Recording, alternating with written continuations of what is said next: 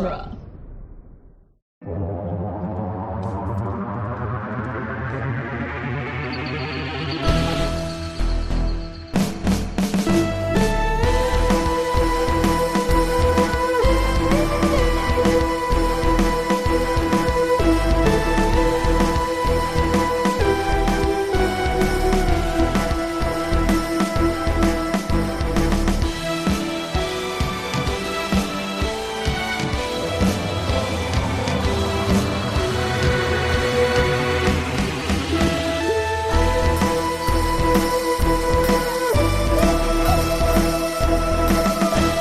Welcome back to the Doctor's Companion Presents Doctor Who The Long Way Round, the weekly podcast where we review and discuss every episode of Doctor Who, one doctor at a time. I'm Cass Fredrickson. I'm Nick Jimenez. And I'm Scott Corelli. And today on the show, we'll be discussing the Dalek invasion of Earth, the first Doctor's 11th story. Yeah. What a story it is. And maybe his best? I don't know. Is there a better first Doctor story than this one? I don't know. Like where he's like the most first Doctor-y? Well, I don't know. Just like, is this his best story?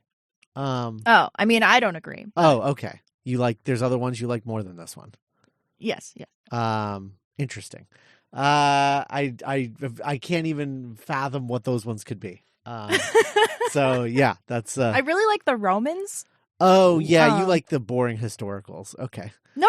Okay, the Romans is like a like it's a farce. But anyway, we'll get there. Whoa, like a funny thing happened on the way to the forum. Yeah, kind of. It's man. Yeah, I do like the boring historical ones, Scott. Yeah.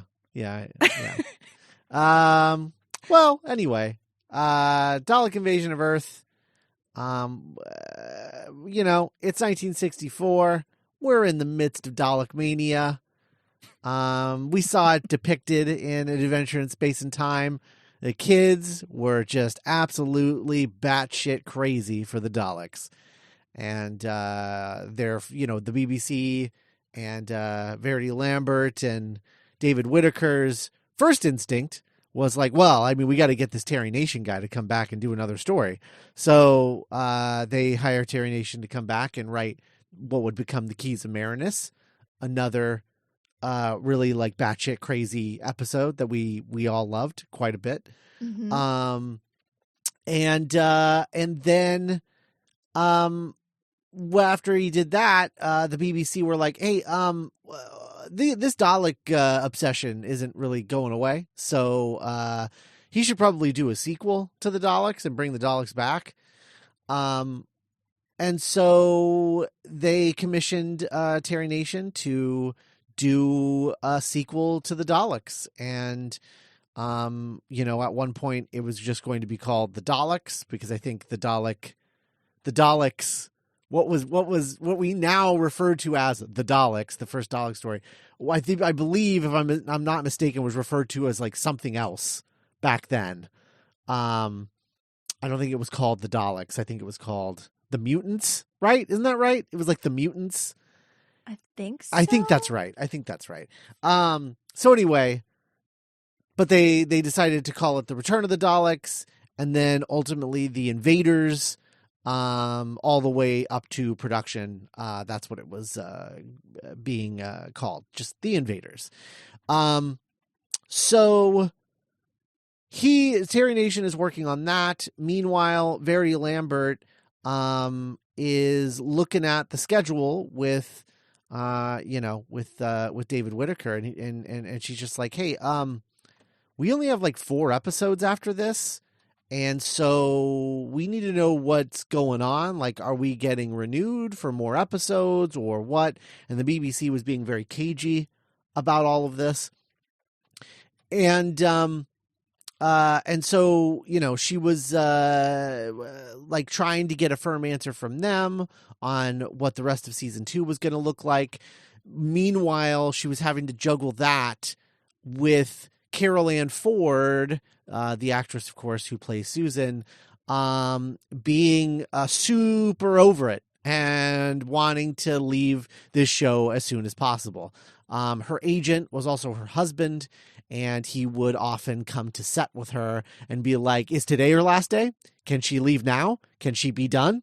It was like, Wow. yeah, no, it was like they wanted off the show, like really, really badly, because she thought her acting was terrible and she hated the show. She hated working on it. She didn't think that they gave her anything to do. All the promise that they had for her when they hired her basically all went out the window as soon as she just became the girl that screamed at monsters and was constantly getting attacked.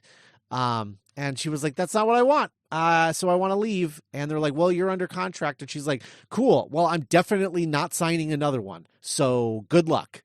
And they were realizing that her contract was up at the end of this story. And so they decided to write her out. But the problem with writing her out was that Verity Lambert didn't know if there was going to be a show on the other side, of this. And so it was a situation where she was like, if the show is going to get canceled 4 episodes after this, why are we not, can we just keep her on for another 4 episodes? And the BBC would not give her a straight answer. And so Verity was like losing her mind because she was like, Carol wants to leave.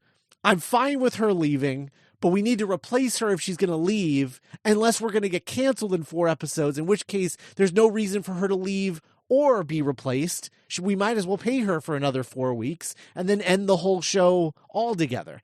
And so she was stuck between a rock and a hard place of like trying to figure out what the plan was going to be from there.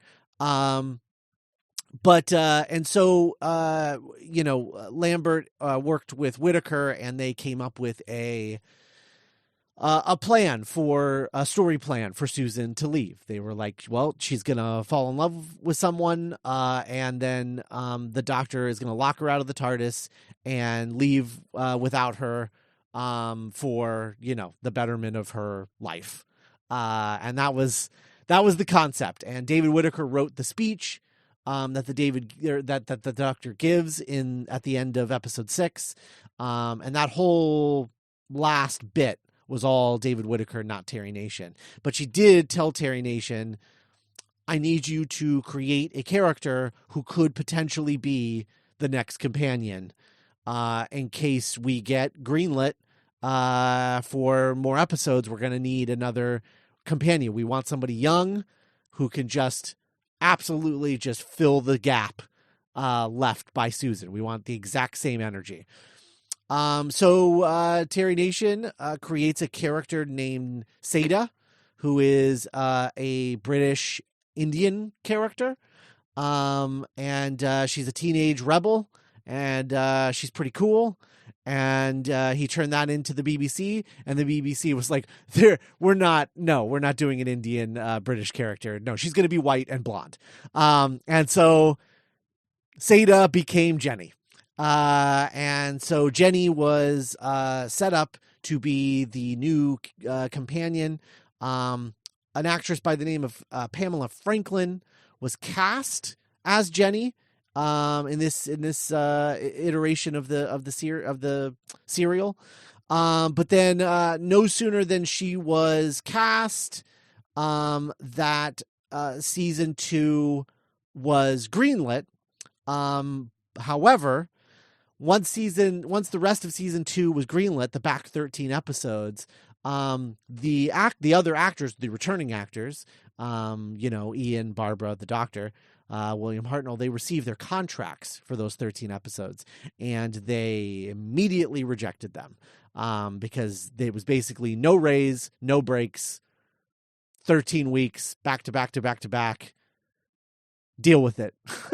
And I believe this was also depicted in An Adventure in Space and Time, or at least like a beat of it was in there or something like that.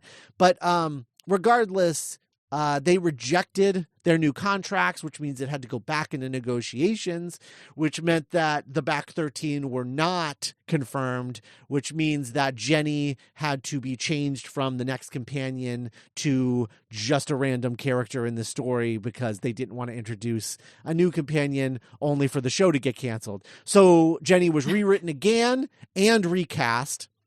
If you look up Pamela Franklin, who ended up being a pretty popular British actress in her own right. She became a 1970s like hammer horror scream queen.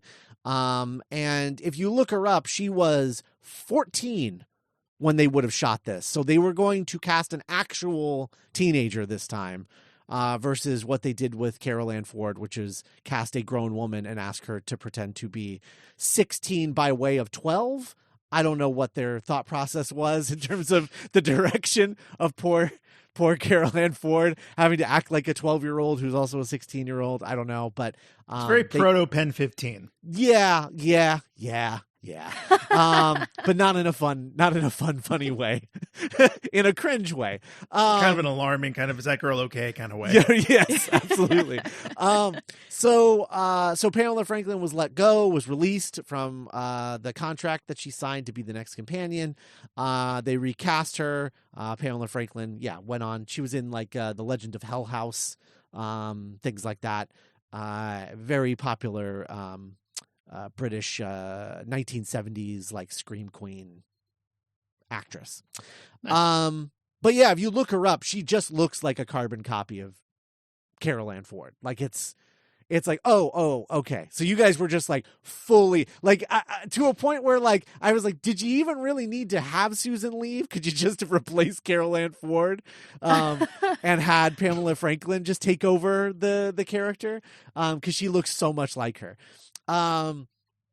But anyway, in any event, Jenny was rewritten and sort of scaled back, recast with a 29-year-old actress, who would not go on to be the next companion. Though I feel like you're still watching this episode and you know, knowing Doctor Who the way we all do, it does very much seem like Jenny was like lined up to be the next companion. Like it feels that way. There's so many scenes where it feels like that to me.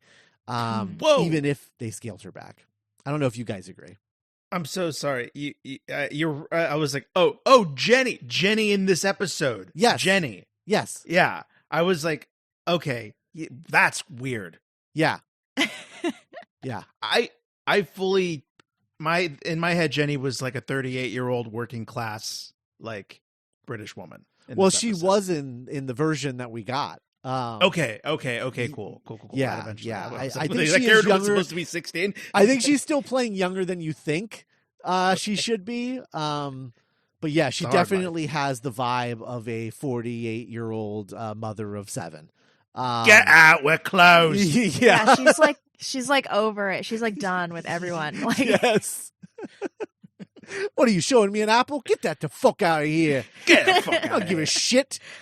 Think I care about that? I don't like treats. I don't like anything 16. Good. I've been 16 for 23 years.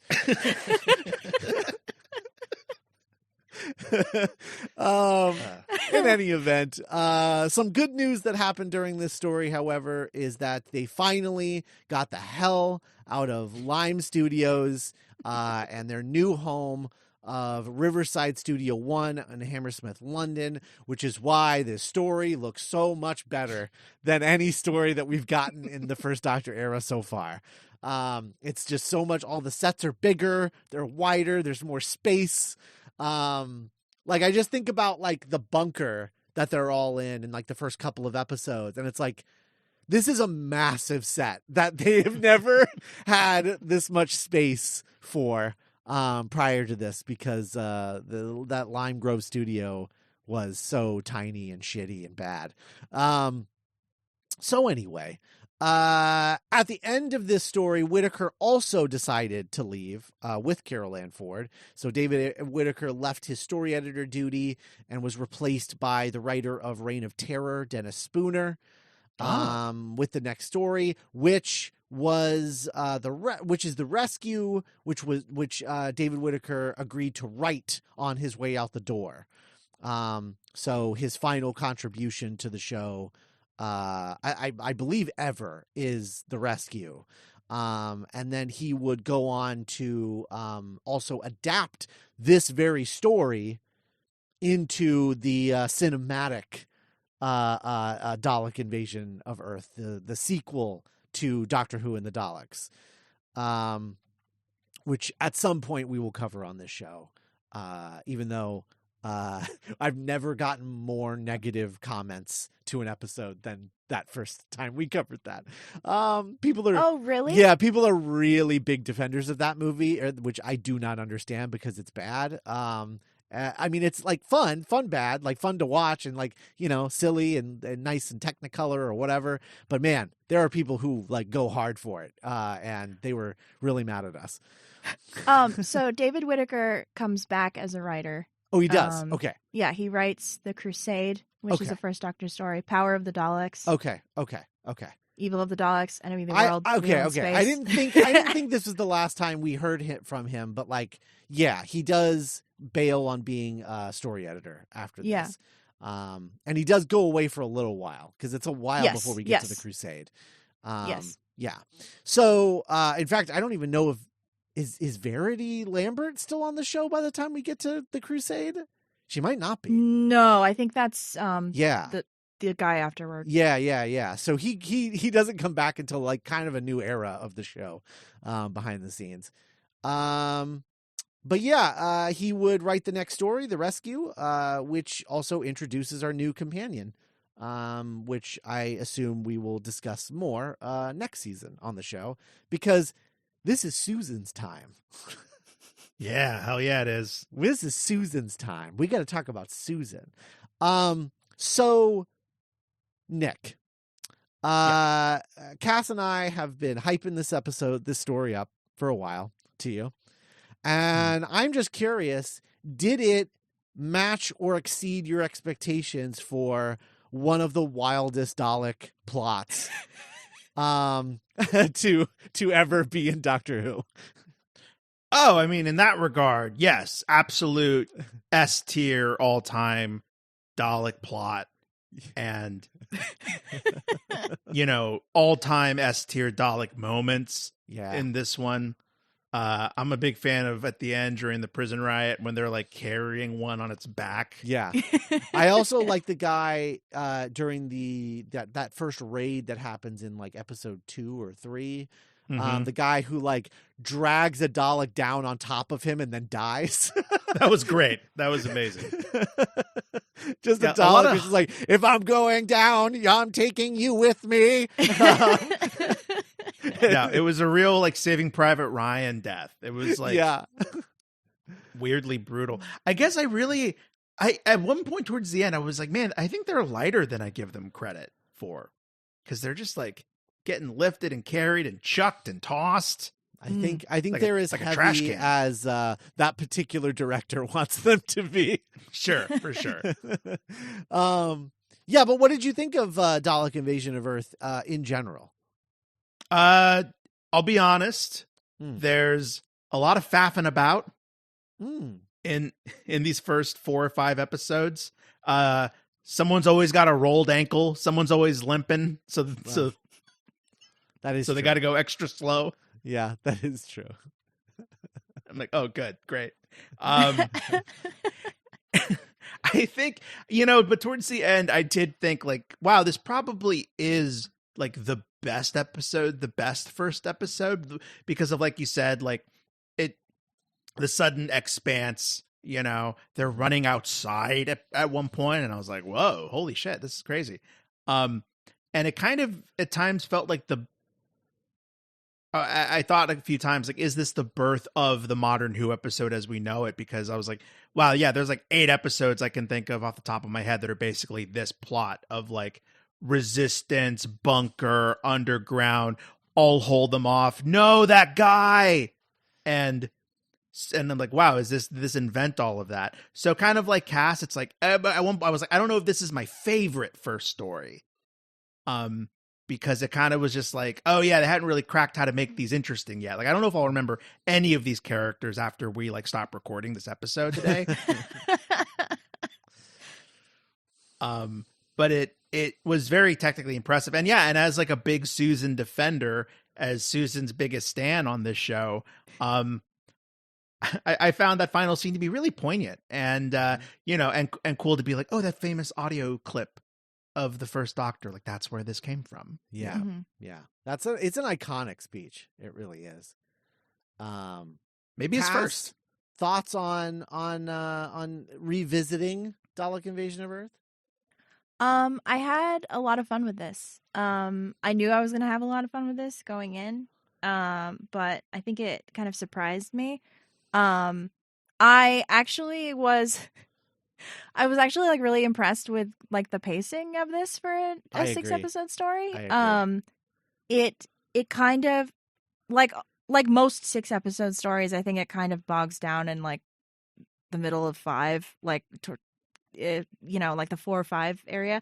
But the first, like I like the atmosphere of this a lot. Mm-hmm. And it's impressive how much, honestly, it's impressive how much work that one sign, like "Don't dump bodies in the river," is doing in this story. Yeah, because it's just like, what does that mean? And the reveal of the Dalek coming out of the water at the end of the first episode, I was just like, oh shit, like I'd like forgotten, like I knew the Daleks were going to be in it, but it's just like it does such a good job of like setting everything up really well, except for the plot. Like the actual Dalek scheme is so ridiculous. Oh god, it's the best. But I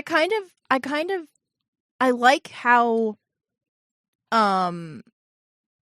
like epic this feels in scope, because it like feels like it takes place over like weeks instead of just like hours, of like the Doctor and the companions running around and solving a problem. Like because they're like physically walking from like point A to point B, and then like we're kind of checking in with everyone, and I appreciate like how they're able to kind of like communicate that, especially with like Susan, the Susan subplot, like, because I mean, I think there's, I don't know, we'll talk about it, but like it both works for me and doesn't work for me, some of the pacing, but like I had a lot of fun with this. Yeah, the pacing I think does work really well for me. I think the Terry Nation is like one of the best at writing 6-part stories, because he knows deep down that like you have to change something each episode or it's going to get boring, because you're just in the same place over and over and over again. And he does do that. Like he switches up the location quite a bit. And I think that if there's a lull, it's just because like there's always going to feel like, man, yeah, when you're watching 6 episodes of something in a row, like it doesn't matter what you're watching, you're just going to be like, fuck, I got like 3 more of these. Oh my God. Like it just doesn't matter. And they're just eating cans of food. Right. In a hovel. And I'm like, how have I only been watching this for an hour? This is insane. Right. But I'm impressed that every part of this has its own little engine, like every character has like a plot in each episode, except for the Doctor in that episode where he faints at the beginning. But I guess that's what he's dealing with. Yeah. There was a part where I like snapped out of my stupor and I'm like, where's the Doctor? I was like, oh, he's with Ian. I'm like, oh, what? Whose show is this? Sorry. Yeah. He had a health scare and had to be written out of that episode so he could do some real Doctor things and go to the hospital. I don't know. I have to do real Doctor things and go to the hospital. Yeah. So yeah, I just think Terry Nation is really good at that. I think he was really good at that in Keys of Marinus, where like every episode shifted so much that like what was going on that you're just like, I have no idea what the next episode is going to hold, but I can't wait to find out. And I think the Daleks, his first story, did the other thing that you were talking about, Cass, which was like presented like a really good pace for time passing, where like it doesn't feel like they were on Skaro for like 3 hours. It feels like they were there for like 6 weeks. Which is he's really good at both of those things. He's like, at this point, he's like kind of one of the best serial writers, you know. He goes off the rails pretty quickly after this, but at this point, I think that his imagination is really helpful for pacing out these like 6 episode stories. So I applaud Terry Nation at this point in the show. But yeah. A couple of other elements that I did want to mention about this, which was that one, this was sort of like, this was because the Daleks were like such a big deal. The Daleks on like Westminster Bridge, when that shot, that was like a paparazzi moment. Like those like people were like taking photos of that and then like selling the photos to like newspapers and stuff because they were like, look, the Daleks are back. That's so exciting. And I just was like, man, imagine that being in the 60s and it's like cover of the you know, whatever the London New York Times is, you know, hitting newsstands, and it's just like, Daleks take London, and you're like, whoa. They're back. Yeah. Oh my God. So I just think that's I just thought that was really, really cool. And Nick, you were talking about this being a first for the idea of like the, you know, the enforcers and the rebels and that whole concept that we would see over and over and over and over again over the course of Doctor Who. And you're right. But not only that, but this has a very, very special first. Not only is it the first time that a companion leaves the show, but it's also the first time that Doctor Who shot in a rock quarry. Oh, wow. Salute. Yes. Holy cow. You're right. Yeah. Yes. The Mine is the first time that they ever shot in a rock quarry ever. And you know, it's worth, you gotta pour one out. Absolutely. You just like, yeah, you got to. So pay your respects to the rock quarry featured in this episode, because it was the first of hundreds, presumably. Like to this day. Yeah, I know. I mean, yeah, like the Ghost Monument, that's like 80% rock quarry. Oh yeah, absolutely. So anyway, let's get into the breakdown of this one. I do want to go long on Susan at the end of this. I do so remind me to circle back when we get to the end of the plot. Absolutely. Yeah, I have a lot to say about what I liked and what I disliked about her exit. Mm-hmm. I have a feeling that you both really don't like David, but that's fine. I got nothing against David. No? I mean, I guess it's like I wouldn't have have been okay with anyone really being like Susan's husband, because like again, like in her my head, grandfather, it's like you're her real grandfather. Yeah, I mean, she's technically 17 at this point, but not that, you know, I mean, I don't know, 60s, whatever. No, for sure. It's like, but, like that's not the plot I would have. So like David was like chill. He was cool. He was fine. He was helpful. I think the most unchill part about David is that his name is David and the exit was written by David Whittaker. And I'm like, really? You married Susan to yourself, my man? Seriously? But did he name David or did Terry Nation name David? No, Terry Nation named David something else. Oh, that's really funny. Yeah, no, his name was changed during the script editing phase. Oh my God. Yeah.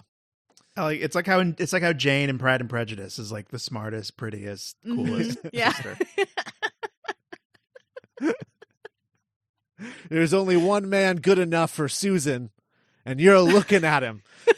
I love you, David. He said while looking into a mirror. Oh man. So I'm leading the recaps in this one, but I'll be leaning on you both pretty heavily because you're more familiar with the ins and outs of this than I am. Sure. I have lots of that notes. Well, first question in retrospect. This episode starts with someone walking into a river. Mm-hmm. Yeah. One of the robomen. That was a roboman. Okay, cool. Yeah, cool. because he had the thing on his head. Which, speaking of, so the robomen in this story are creations of the Daleks, because there's only so many Daleks, which is really funny, and I feel like is like a gag about how like they can literally only build like 3 Daleks. So there's only so many Daleks, and the Daleks are forced to turn humans into like robot slaves, and they have this headpiece that they wear that turns them into like robotic slaves. And I don't know. I feel like maybe we owe Terry Nation just a little bit of credit for the creation of the Cybermen. For the Cybermen, yeah. Yeah, because these are proto Cybermen. Like, come on. I actually had the idea. Well, I have two. Yeah, like you said, it's brilliant. I mean, it's savvy. Whoever call it was, Terry Nation, and like also the designers of like, oh yeah, we need a footman for the Daleks that are like mostly just humans. Yeah. So we could just cast actors and they can have like a big, this episode had big, like shooting a movie in the backyard with friends energy. Just like a lot of empty yards and fences and stuff. That's true. But I created kind of a canon thing. I like the idea that, if the Daleks haven't met the Cybermen yet, if the first time they meet is that queen off that we saw last season, an Army of Ghosts. Yeah. I like maybe subconsciously the part of the reason they have such little respect for the Cybermen is they're like, they're fucking robomen. Yeah. We did this years ago. I'm not bowing to no roboman. You're not special. Yeah. Oh, look, it's like a roboman. Yeah. Man, I would genuinely, I mean, obviously it's clearly too late at this point, but I would have loved to, if they would have let Terry Nation do a Cybermen story. Just because like, if anyone was going to make the Cybermen interesting, it would have been him. I don't know. But I guess in a way we got his Cybermen story because here it is. Sure. Did the robomen ever come back after this story? No, I think they're too close to the Cybermen. So Yeah. they just, they're like, what's the point? I guess. But if I was ever given the chance to like show run Doctor Who, and would be on my checklist of things to do, of like, I'm gonna make the guy who was called the Master in The Mind Robber the actual Master. Check. I'm going to retcon that, and I'm going to retcon the Robomen as the Daleks accidentally created the Cybermen. Check. I'm just going to do both of those things immediately, and everyone will hate me, and it's fine because I will be pleased as punch. Yeah, there's but a nerdy Scott. Yeah. Yeah, there's a nerdy part of me that does want to see a Cyberman and a Roboman fight, like wrestle, grapple. Just like slap chop each other. Yeah. Oh, hell yeah. Yeah, that's good. That's good. Yeah. The year is 2164. The year is 2164 indeed. Yeah. The TARDIS apparates in London, 200 years but in it's the future. 200 years. Yeah. Okay. Yeah. That's not so far now. Not that you word it like that. Yeah. To like, contemporary 1964, it would have been 22 or 200. Yeah, it's even closer now. So he had like 2 digits off on the TARDIS console. Oops. Oops. Uh-oh. Yeah, That's I pretty do good like for him. I like him in the TARDIS at the beginning where he's just like, oh, gee whiz, golly, gee whiz, I really messed up, guys. I don't know. It appears that we're in some kind of water or something. And then everybody comes out and he's like, we're in London. He's like, I got you guys. And they're like, oh, doctor, you brought us home. And he's like, I sure did. Oh, I kind of messed up. Whoops. Yeah, because they see they're in kind of like they're right by the river Yeah. Thames, and there's that iconic sign, please stop dumping bodies in the river. Yeah, I took a picture of this because I don't think there is a Doctor Who story in the opening minutes that goes harder than this one. What does this sign say? Like the episode title is like World's End, and the sign says it is forbidden to dump bodies into the river. Like, dude. Yeah, Wow. there's a really funny part later on in this episode where Barbara like reacts to it for the first time, Mm-hmm. and it's very human. It's like, oh, and she looks around to be like, is anyone else? Okay. All right. Yeah. And then there's the bit where later, like when Ian and the doctor like come back to like try to find. Oh yeah. Mm-hmm. Yeah, and Ian's like, look at this sign, and the doctor's like, what a silly sign. He's like, silly? It says don't put bodies in the river. He's like, exactly, it's silly. Now move on. Because he's like, what a terrible place to put a poster. No one's gonna see it. And I'm just like, oh my god. I think you're missing It's actually the point. It's like stupid. It's very stupid. Stupid place to put a sign. Like, no, the sign itself is really scary. Yeah. So they're like, where are we? You know, they're at a low point. Susan, being a rambunctious little rugrat, starts just like free climbing a wall. Mm-hmm. He's like, I want to get higher. They're like, Susan, get down from there. You're going to hurt yourself. And then She really does grow a lot in these 6 episodes, you know? Yeah. Yeah. No, she kind of like there's a part at the very end where the doctor's like, you're a woman now, Susan, and it's time for you to lay with a man and breed.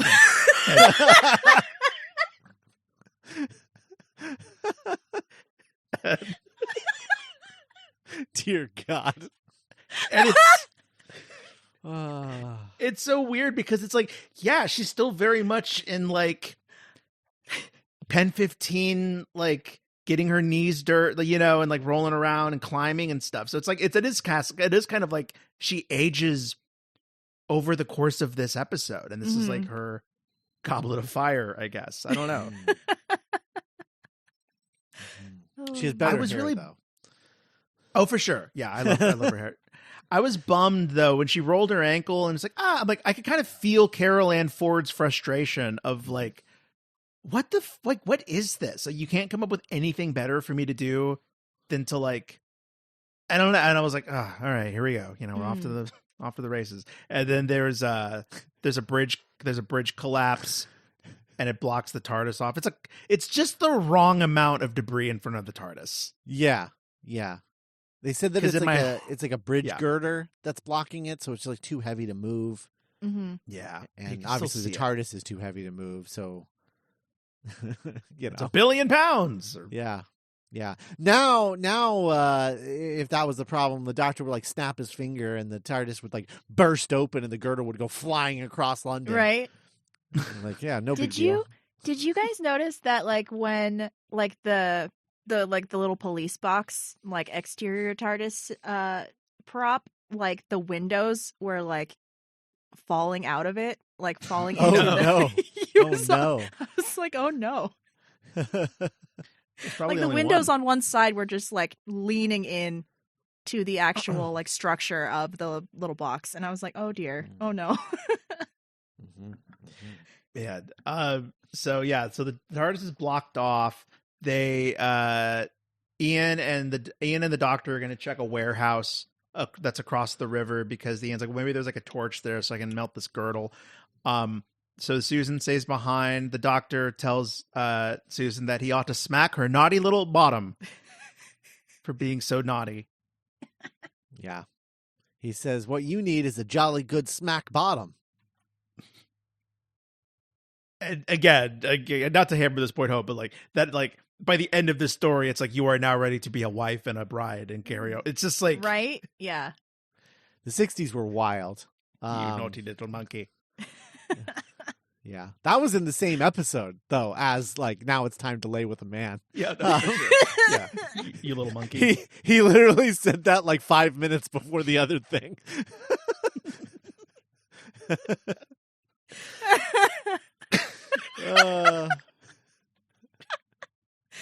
God.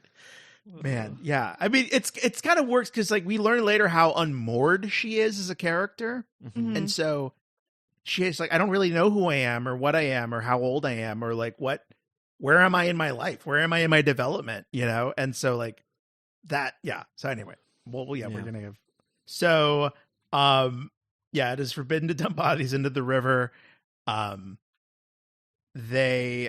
We learned that it's the year 2164. The Doctor and Ian are like, you know, mucking around in that warehouse. They find what we later learn is a roboman in a box.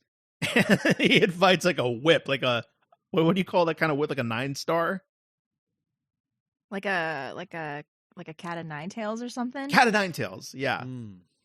And God, that's the one thing I needed real bad out of this episode, you guys, is a Dalek wielding a 9-tail whip. Oh man. I know. We got Robomen doing it, but yeah, we needed Daleks. Well, Daleks don't have hands. They can't. Well, that's true. but if you turned the whip into an attachment, they could. Oh my God. Yeah. Like an Egyptian slave driver in a Cecil B. DeMille movie. Yeah. You know? Right. We got the Robomen doing that in like episode 5, I think. But yeah. Like one of the Daleks Faster! being like, swap out my plunger. Insert the 9-tail apparatus. The Dalek like makes the person who he's about to whip change out. No. Absolutely. The plunger for the whip. Oh my God. So that I may commence your whipping. All right. Fucking asshole. Wait, why are you doing what he says? I don't know. He's a Dalek.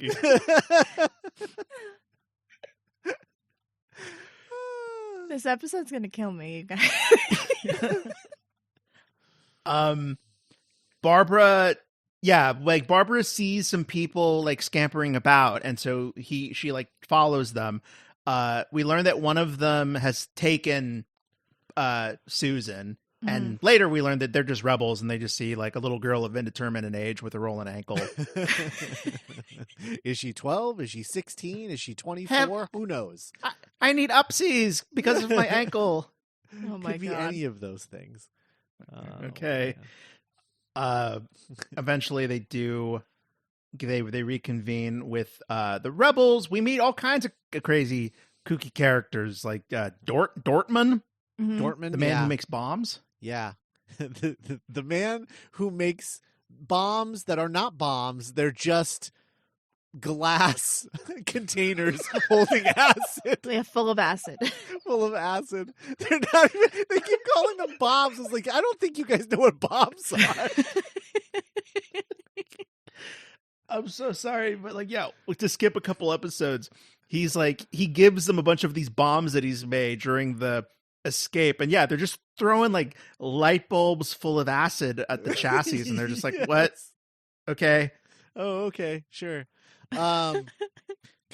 Yeah. And there's that great bit where, cause he has trouble walking. He's got a bunch of bandages on his knees.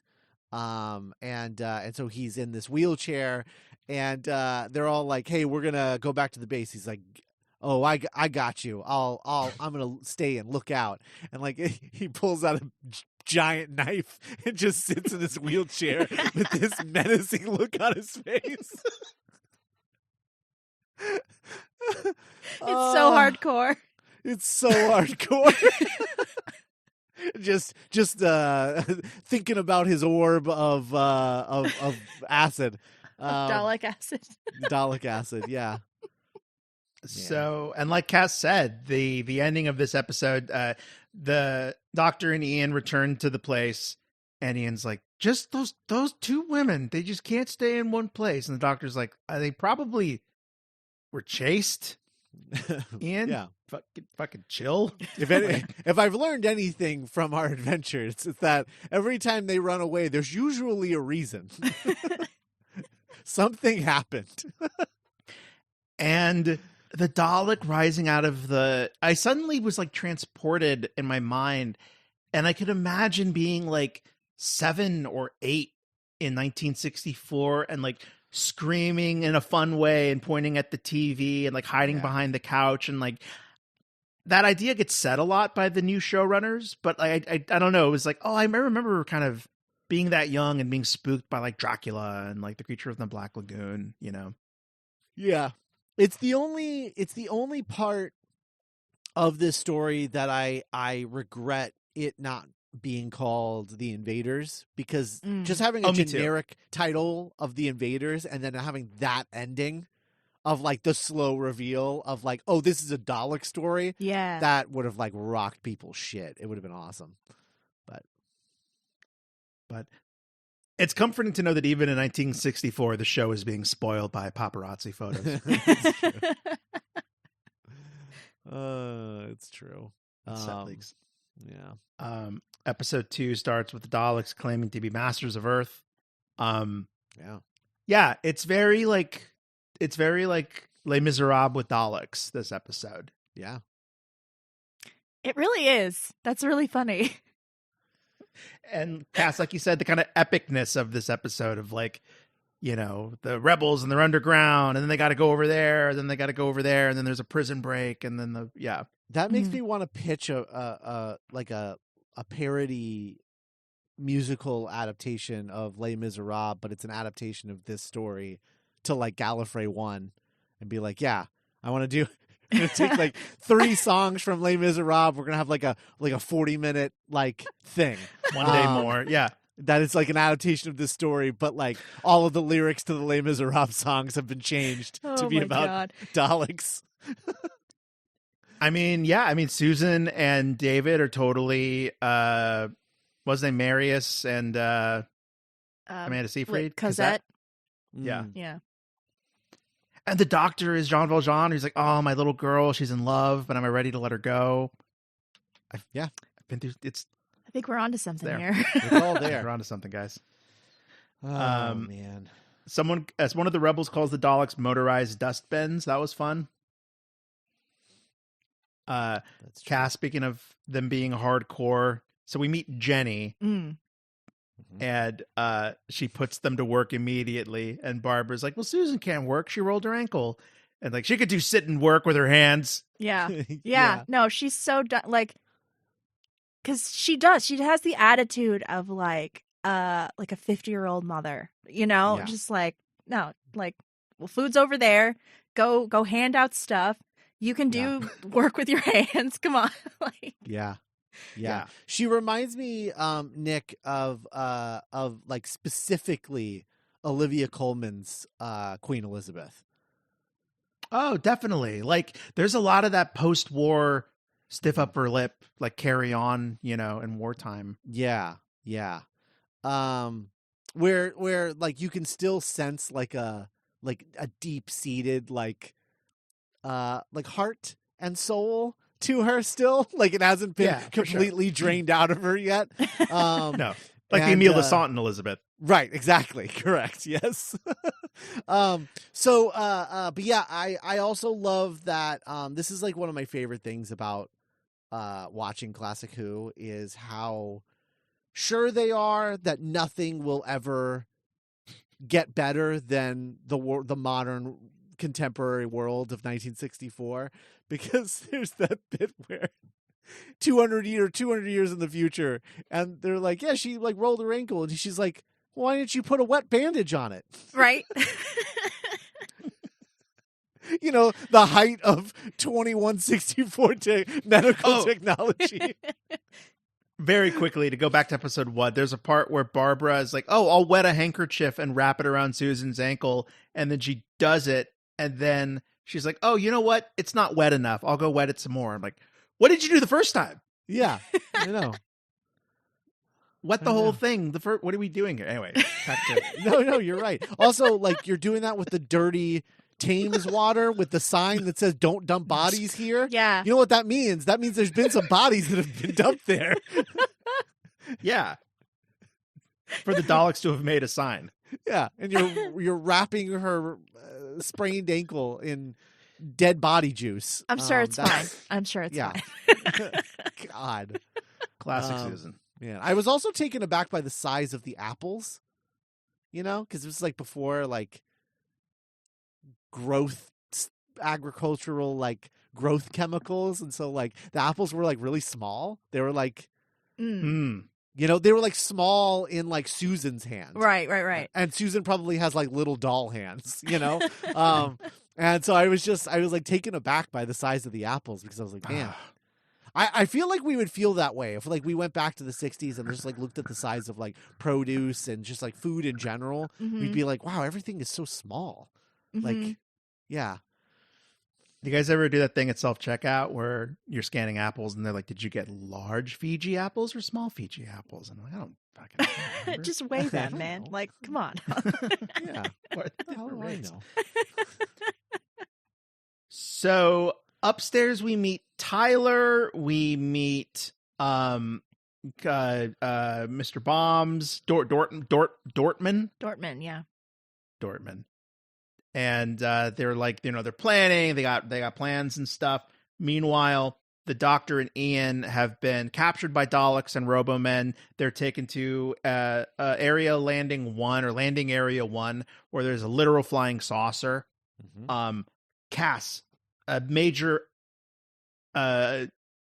modification to the Daleks is made in this episode. They now have discs on their backs. So they can like roll around on ground instead of like just metal floors with their static electricity bullshit.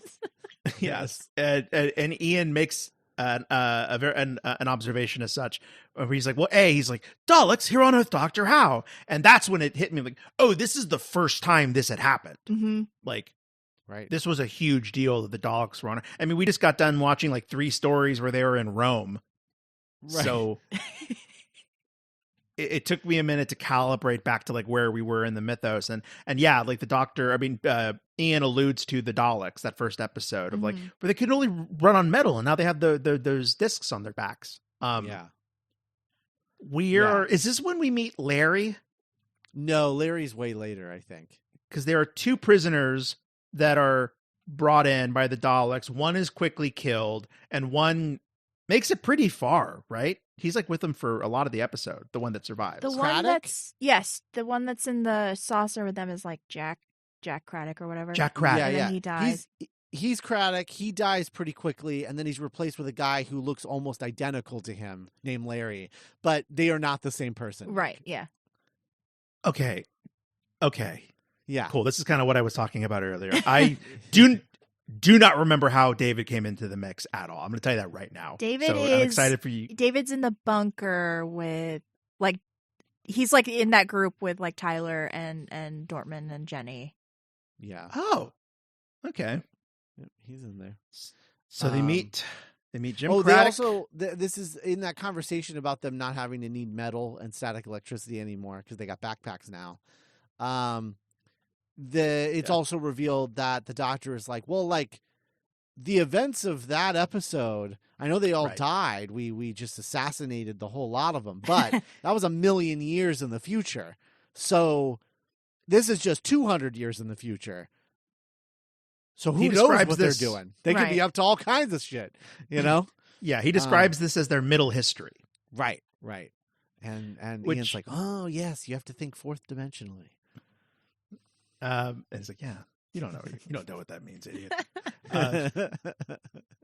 You're just parroting something I said.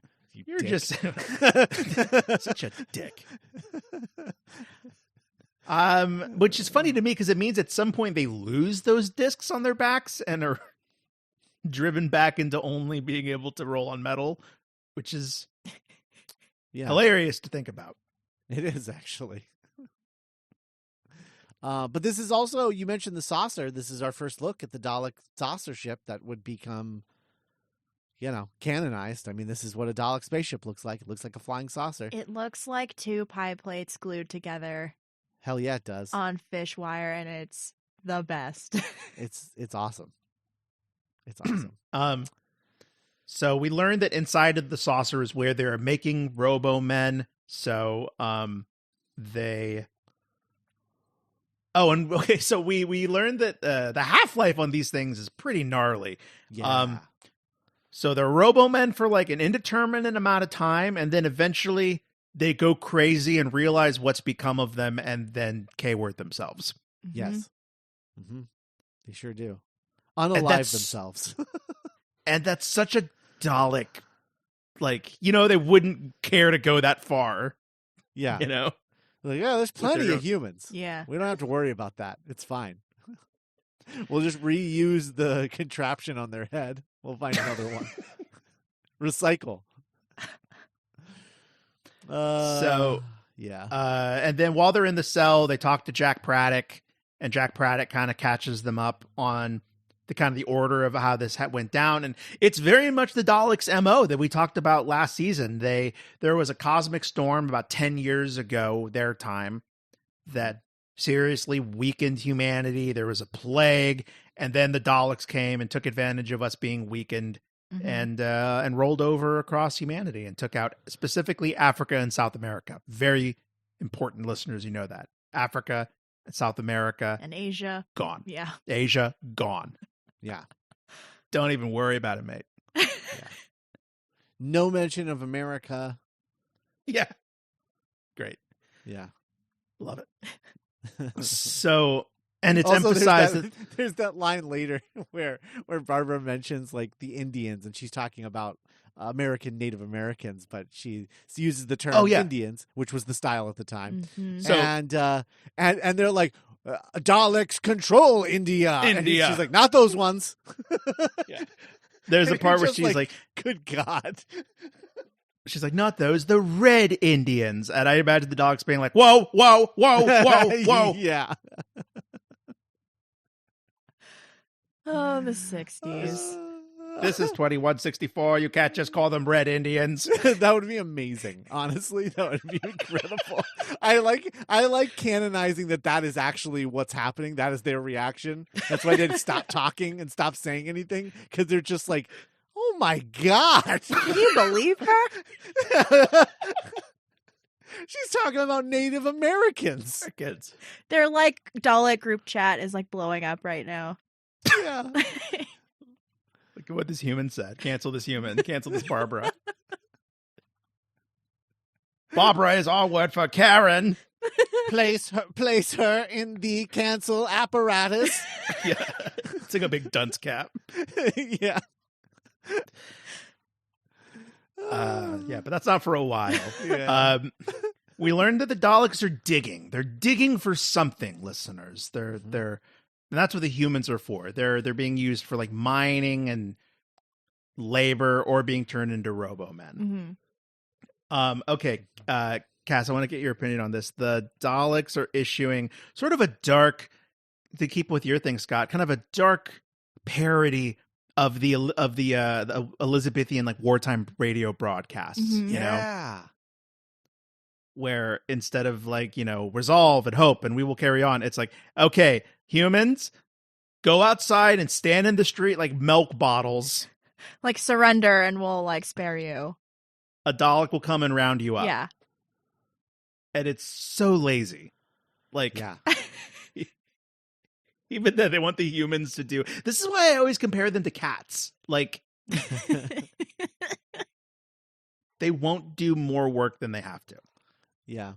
But they but the resistance people, the rebels, they're all like crying and they're scared, and yeah. Mm-hmm. The Daleks are just explaining their plan of just, gathering them up if they give themselves over, and they're like, "Oh God, it's so horrible." Well, can you imagine like 5 years of this happening like once a week at least? Just like, hello humans, surrender. No. God, when are you guys gonna get the point? So annoying. Also, as we learn later, when we eventually go to the mines, right? Nick is right. They are digging, but they are digging with baskets. Wicker baskets. Yes. Wicker baskets. And I was like, no fucking wonder it's taking you 10 years to do this shit. My God. Have you ever heard of like a bulldozer? Like anything? Like really? Nothing? A drill? Anything. Can we please use a pickaxe? No. Yeah. No. The baskets are enough. My God. Also, I have to point out, I love that the Daleks use the robomen as slave drivers for regular, unimpeded humans to be slaves versus just making them all robomen and just telling them to start digging. They're like, no, there is a hierarchy. The robomen will be the slave drivers, and the regular non-robomen humans will be slaves. Those salad bowl helmets are expensive, man. Like they. It's just such a dick move. No, they need to be aware that we're doing this to them. They're like terrorizing them, right? Like, yeah, they need to be fully cognizant. Is episode 2 where the Daleks put like the little enclosure enrichment toy for the Doctor to solve? Yes, the key with the box inside of it. Yeah, yeah. Or, I mean, the box with the key inside of it, I should say. Yeah, in the scene where the Doctor is just constantly negging Craddock, like Craddock is just like, "What are you doing?" He's like, "How about you shut the fuck up? How about that?" Doesn't he literally say? Doesn't he literally say, "Shut up and hold this"? Yes. I'm glad you brought that up because, like, one of my favorite things about watching one is like he is like what a child imagines a little old man looks like. Yes. And yet, because retroactively I know that he's like the first Doctor, I'm always taken by how young he is. And by that I mean like how like immature and impatient and like kind of a dick he is. Like he's not here to inspire anyone. He's like, oh, you took freaking Boyle's Law, whatever, idiot. Hold this cup, idiot. Oh my God. And it's like, oh, he's going to learn so much about the value, the power of empathy, the power of making people feel like smarter than they actually are, but braver than they actually are. But one's having none of that. He doesn't give a shit. No, he's just like, I am smarter than everyone else in this room, and if I let any of you talk, it is a waste of my fucking time. So we learned that the enrichment toy that they have is actually kind of a trap in what is stupidly kind of the cleverest thing they have the Daleks do in this episode is they pass. So they come out, they escape, and the Daleks like, the humans have passed the escape test. They're fit to be robomen. So I guess it's like only the dumber humans. And so they strap one to a table and they commence the operation. And that's how episode 2, the Daleks, and begins episode 3, Day of But Reckoning. also shout out to Barbara, who, they're all like, okay, so we got these acid bombs, the resistance people. Oh, the disguise idea. Yeah. They're like, we got the acid bombs, but the problem is they don't actually blow up. We have to smash them on the Daleks, which means we have to get close enough to throw one at them.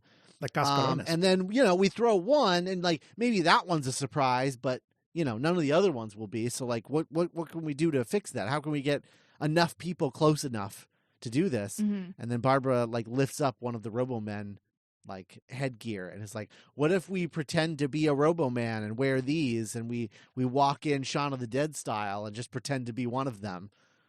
And they're like, yeah, that's just crazy enough. It could work. And it is. And it is crazy enough, but it does not work. It works for a couple minutes. It works for like 30 seconds, and then the Daleks. Yeah, like 30 seconds. Yeah. Enough for them to throw like a couple of the acid bombs that do nothing. So, yeah, Day of Reckoning is they break out of the saucer. I loved. There's a shot of a Dalek cannon firing, and it looks like a Nerf gun. Yes. Yes. It's just like this little like tongue thing that like flickers out of it. Like yeah. I don't know. But I think I couldn't tell. It really looked like individual missiles were projecting out of it and being replaced. I think that's what you're supposed to see. That's like what they're trying to make you see. So like it looks really good from that perspective. But yeah, it's definitely just a thing that's coming in and out of it. Yeah. But yeah, it's cool. It looks like an anteater's tongue. Like just coming in and out of their little cannon. They so yeah. Everybody gets wrecked. Yeah. This is pretty rough. I believe everyone dies except for Tyler and Dortmund, and then David wasn't there. He was doing something else with Susan. So right. So it's everyone else dies. I think there's like a couple people, like someone gets the doctor off the saucer, but then Ian is stuck on there still.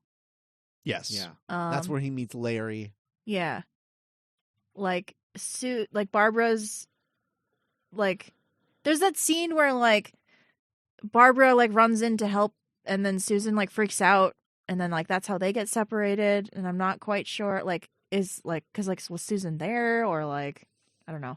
Yeah. It all kind of I was really into Barbara and what's her name? Jenny? Mm-hmm. Barbara and Jenny hanging out. I like their vibes together. Mm-hmm.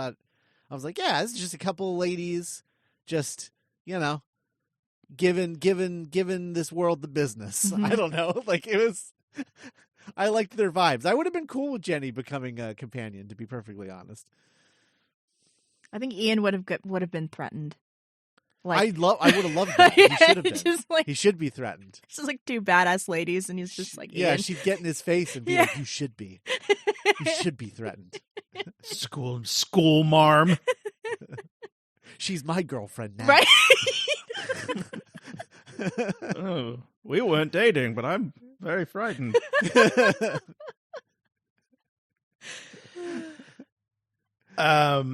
They get to tell off Portman for his stupid fucking nothing bombs that got everyone killed.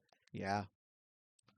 At one point, I can't remember who. I think maybe it's David. Someone describes the Doctor as an old-ish man, and I was like, no, he is an old. That if he is not an old man, no one is an old man. He is ancient. Absolutely ancient. He is a wizard. Yeah. I guess important to note that the reason they failed is because Dortmund did not test them. He just was very confident in his own abilities as a chemist to create something. And then, like any guy in tech who fails, it wasn't him that was wrong. It was the fact that the Daleks have Dalekanium. Orichalcum. Their casings are made of Dalekanium. He's like, it's not my fault. I didn't know that. I was like, it's literally called Dalekanium. What did you... Why wouldn't it be made out of... Why would they not be made out of that? Oh, my God. Anyway, he feels real guilty about it, though. Is this our second episode? And because what was this last season? Had Dalekellum or Dalekanium? Dalekellum? Yeah. What episode had that? Right? Yeah. No, you're right. An episode did feature that. Dalekanium. I think it was the 8th Doctor one. Yeah, I think you're right. I think it was the time of the Daleks. Huh. I think you're right. I don't remember why or how. But I feel like you're right. So the guy Dom Orcam Dortmund. How do they do this? Why do they come up with these names in these early episodes? So Dortmund's like, I have to go to the Civic Transport Museum for my bombs to make more bombs. Yeah, and because there's another resistance group over there. Like that's another hideout. across the bridge. Yes. Yeah. And Jenny and Barbara are like, I guess, let's go. Yeah. You want to go? Let's go. Let's go with them. Yeah.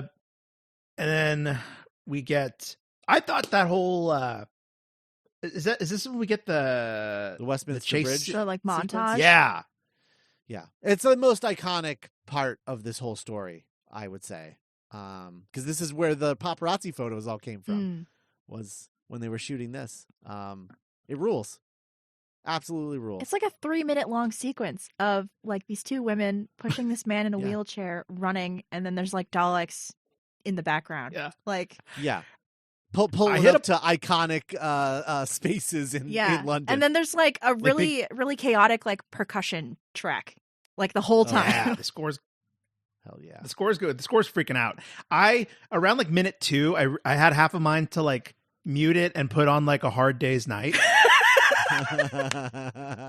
Oh, I'm sure that exists. That's I bet if you amazing. YouTube it, you could find Oh my it. god. But yeah, no, it carried on, but it was all really cool. I mean, I love, there was that iconic shot of the Dalek rolling up in front of Big Ben, and it was very like Jason Takes Manhattan. It was kind of like the show being like, let's do some fun stuff with these guys. Like people really like these guys, so let's kind of give them some cool little cute rock star shots. Yeah. I wrote in my notes. Oh my god. Okay, cool. Okay. So, Susan and David Hell yeah. are like, they're like They in get the separated. alleyway. They get separated, but then Yeah. It's just at because one it's point- just the two of them for a little bit. yeah. Yeah. Okay, I thought you meant they got separated from each other. And No. They get separated from like the rest of the characters. Yes. Yeah. Okay. Yes. I was like, what the fuck are you talking about? Okay. So, and they're hiding at one point, and a Dalek rolls up, and I don't know why, but I suddenly really wanted it because it was all alone in an alleyway. I wanted it to pull out a little pack of cigarettes.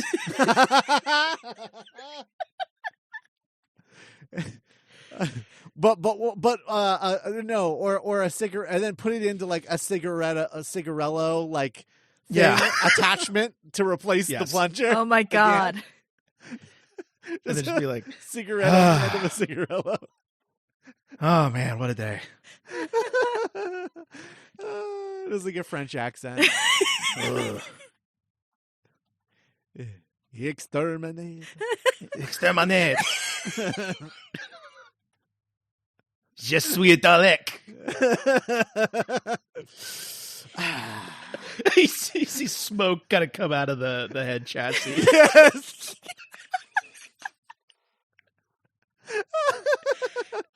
Oh my god. Oh my god. Is episode 3 the one with the alligators in the sewer, or is that episode 4? It's episode 4. Okay, I have it in my notes. Because but we're getting there. Yeah.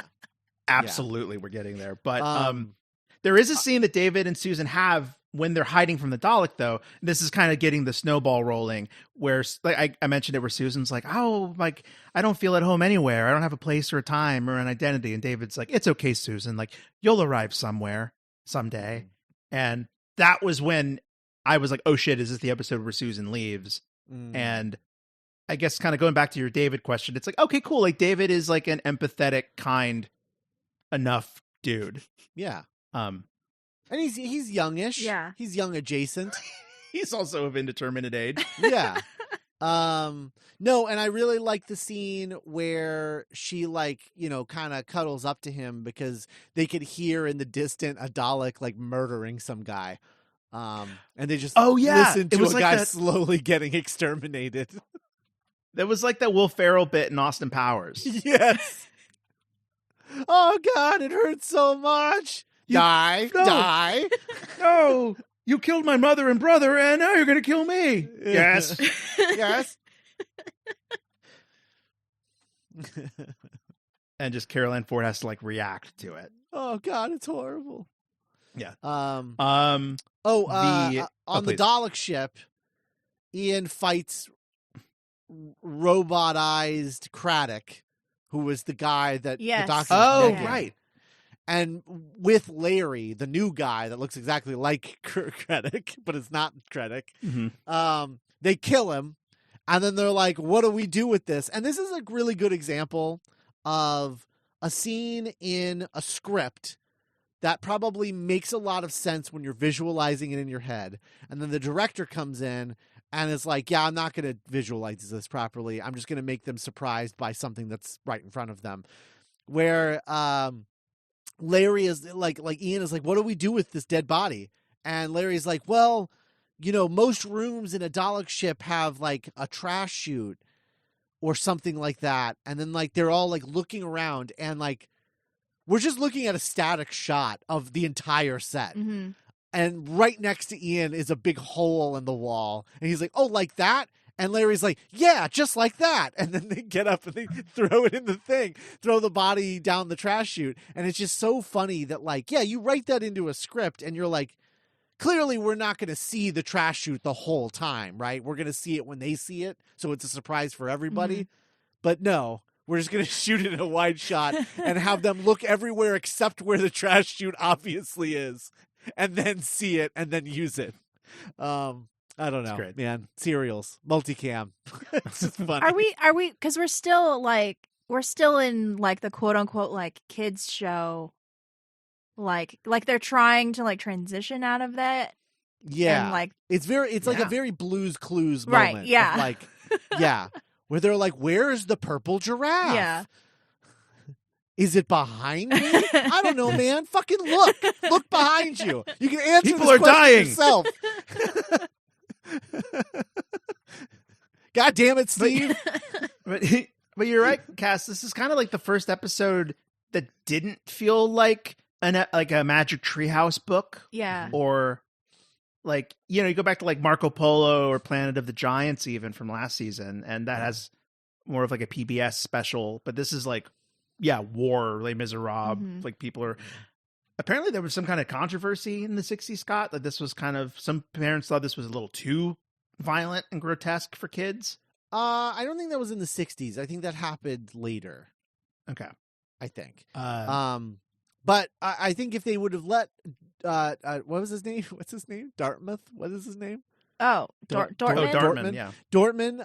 If they would have let Dortmund explain in excruciating detail how his acid bombs work specifically, then this could have been like educational chemistry. I think.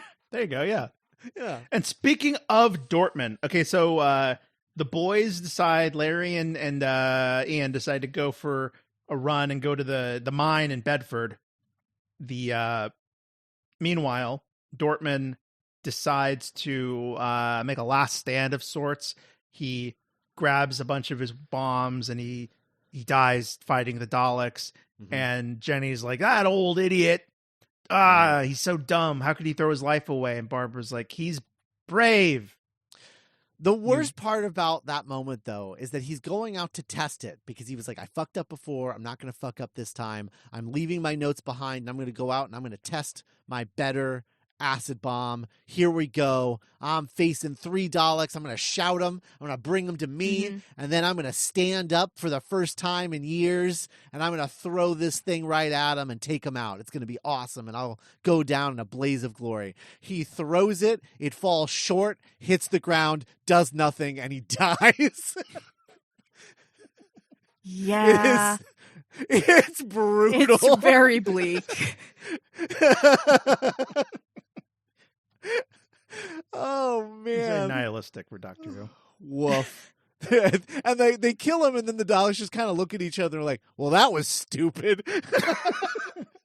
They don't even like go to see where he came from. They're like, all right, well. Yeah, no, that one's over. Okay.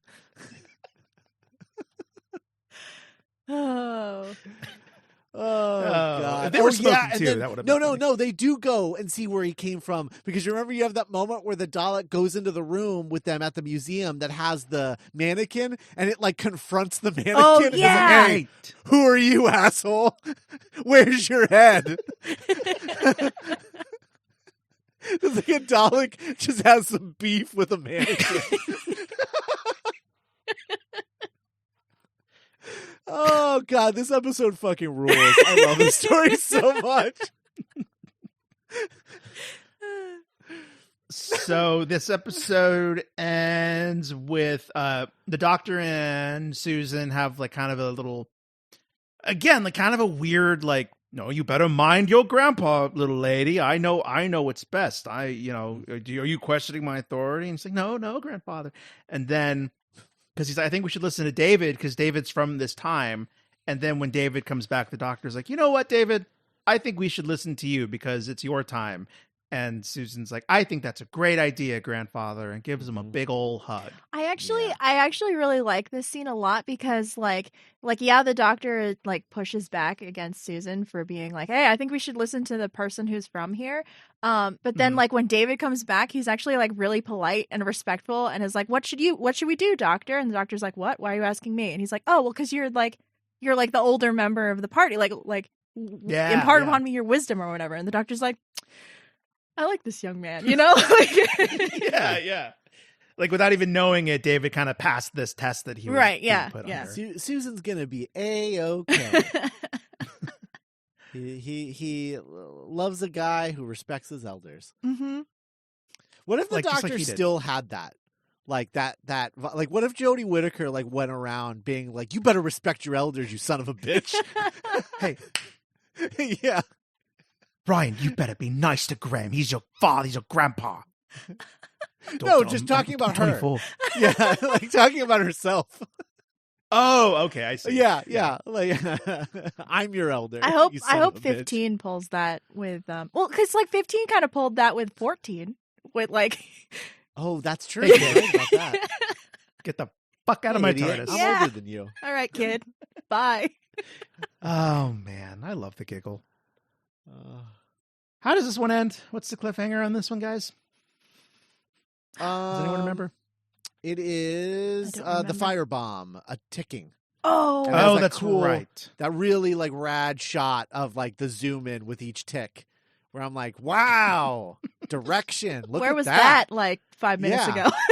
Yeah, holy shit, man. Yeah, that was pretty good. I liked that. So, the end of tomorrow, part 4.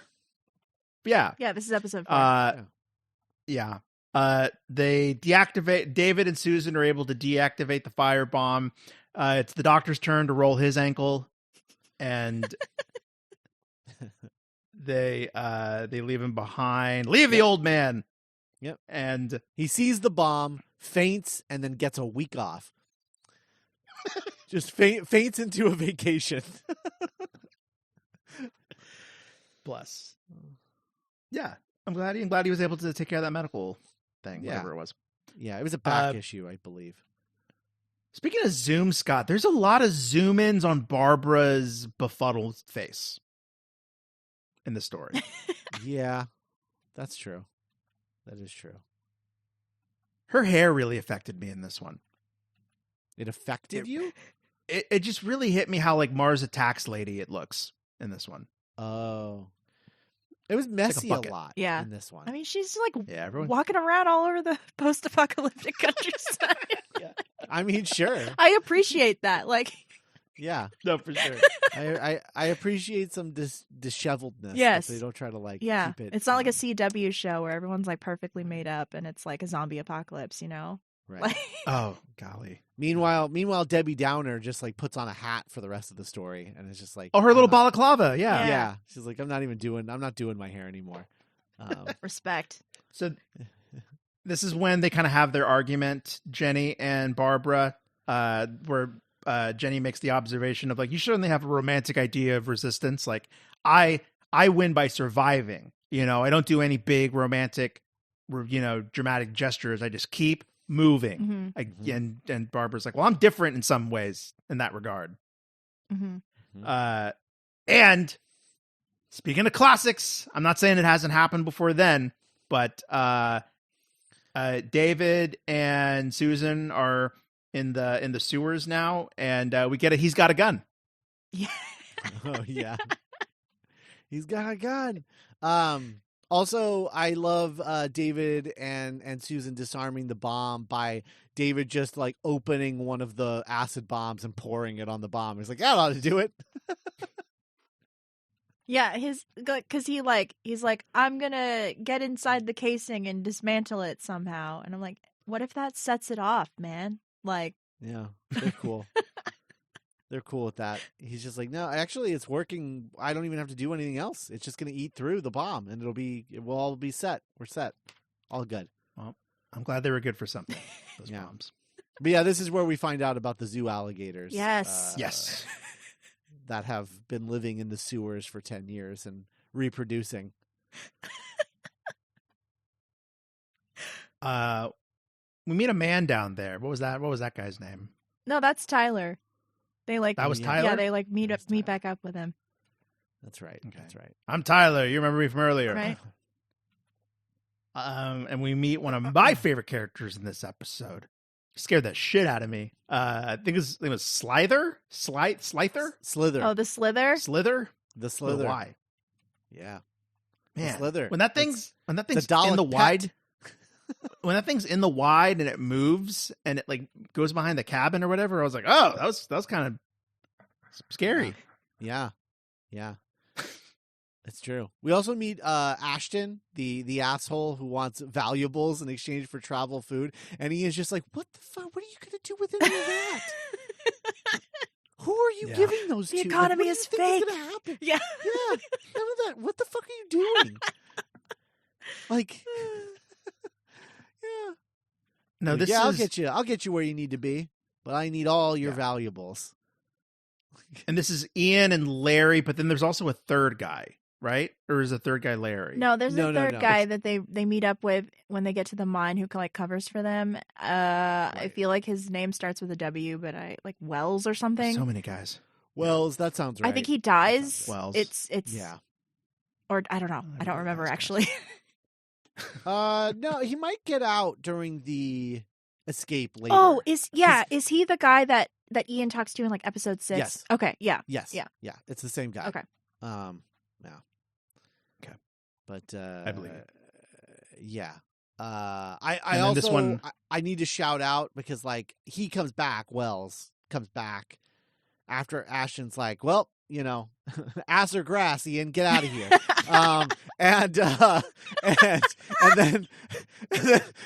And then Wells shows up and is like, here, I've got jewels. And he's like, oh, okay, all right. This looks, everything looks in order. Here's my food. And he's like, your food? I'm pretty sure I just paid for it. And he's like, all right, yeah, you got me. I've got my own food. You guys enjoy that. I'm out of here. And they share all these cans of food, which So many cans. I see cans. I just assume it's all beans. I don't know why. But whenever I see people eat food out of a can, I'm like, well, those are beans, clearly. Yeah. There's that I think it's also in episode 4 where like Barbara and Jenny run into the two women living in the hut, and then like that old woman like smells a can of beans, or I assume it was beans, like it's like a scented candle or something, and she's like so excited. Yeah, that's in part 5. Okay. But yeah. Oh my God. But I just wanna shout this out. Like we cut away after them getting the food and we come back to them and they're eating the cans of food and there's a bunch of empty cans, and it is truly some of the worst fake can eating I've ever seen. Like all of those cans are empty. They have nothing on their spoons and they're just pretending to eat air like they're the kids from Hook. And it is just it is awful. But yeah. And their imaginary feast is interrupted by Slither. Yep. Who Slither. chases them. Slither. I like Slither. I know, because it has a Y in it. Yeah. But it's just Slither. It's like a metal band. Yeah. Yes. Yeah. They need the death metal font. Slither. The Slither. And this one ends with like it reaching for Ian and Larry, and they're in that cart that's gonna descend down into the mines, and that's with one of its weird like tentacle arm limbs. Yeah. Shout out to the stock footage of a baby alligator. Yes. Tyler yeah. like shoots in the sewers. It's a baby. There's a considerable amount of stock footage in these Yes. episodes. Yes, actually. I love when Doctor Yes. Who uses stock footage and it's so stupid. Yes. We'll get to that, particularly in the last episode. Mm-hmm. Yeah. Yeah. But I want to highlight, Cass. Thank you for bringing up the baby alligator, because one of my favorite stock footage tropes, and we don't do it anymore. I'm not, is when they get B footage of a gator doing a roll, and it's supposed to mean that it's been shot. Yes. Yeah. Yeah. Oh, look at me. Yeah. Yeah. Muppet Babies used to use stock footage all the time. Oh my God, Yeah. you're right. Constant. Maybe stock that's why footage. I like it so much. Yeah, but it's this specific brand of stock footage, because now, like, we use stock footage. Like, stock footage is in everything. Right, you yeah, watch now. but it's like Everything. it looks like But you don't know it. It looks like 'cause it's it all a looks frame good. of like a nature documentary or something. Like Right. yeah, Right. yeah. Right. Yeah. Totally. Those are the totally. old ways. Yeah. Part 5. like- Important note about Part 5 Please. is that there was an election, a general election in England at the week that they were filming Part 5, which meant there were no video cameras available for the shoot, because they were all being used to film news for the general election. So they had to shoot this whole episode on 35 millimeter. Whoa. Yeah. Wow. Just this one. Just this episode. Yeah. There's only 15 cameras in all of London, Carol. Carolyn Ford is like, why are you telling me that? I don't make those decisions. I'm sorry. I thought you were David Whittaker. So the waking ally begins. Ian brutally kills the Slither with a rock. Mm-hmm. Just bashes its fucking brains in. Yeah. Yeah. There's also a great scene, speaking of people bashing people's brains in, there's a great scene where the robomen attack the Doctor and the crew that he's working with, and the Doctor just is like standing like a total badass in like a sewer pipe and just like bashes it over the head with his cane. Yeah. Yeah. And And then he's like, I never kill unless I'm provoked. I do what I must. It's like the most third Doctor the first Doctor will ever be. Yes. Is that moment. Yes. Mm-hmm. So I had the note in that scene. Do you think so? The hums really got me in this episode. William Hartnell was like, and I started to wonder if they were scripted or not, or if it's like, like the exasperated grunts that in The Simpsons, or is that just like freebase hums on William Hartnell's I feel like part? it's freebasing. I feel like he would do that to fill time as he remembered his next line. Oh, I loved how they kept his little line flubs in this one. Yeah. Yeah. There's at least like 2 or 3. Mhm. Yeah. It sucks though, because like in Adventure in Space and Time, they're like, oh, his mind was going. That's why that was happening. But actually, no, the script was changing constantly, and that's why, because he couldn't keep it all in his head as they were changing it all the time, which was unfortunate. But so we meet the 2 nice ladies that are hungry all the time. that make clothes for the worker, The war slaves. criminals. Yes. Yeah. Yep. War profiteers. Yeah. I put these hovel women are unhinged, but they love beans and Daleks. Yeah. They have like Evil Witch in the Wood like vibes, For sure. where like at the beginning of the fairy tale where it's just like, oh, we happen upon this house with this nice old lady, but she's kind of like a little sus, like that's the vibe. Yeah. Meanwhile, Larry and Ian go into the mines. It's Larry's turn to roll his ankle.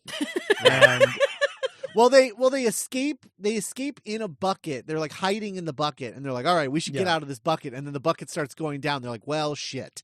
I guess they we're just going gotta here now. wait. And they're like, "I think this bucket is gonna tip over before we get to. So we should just like jump out before that happens." Yes, and my apologies, listeners. I was gross slander earlier.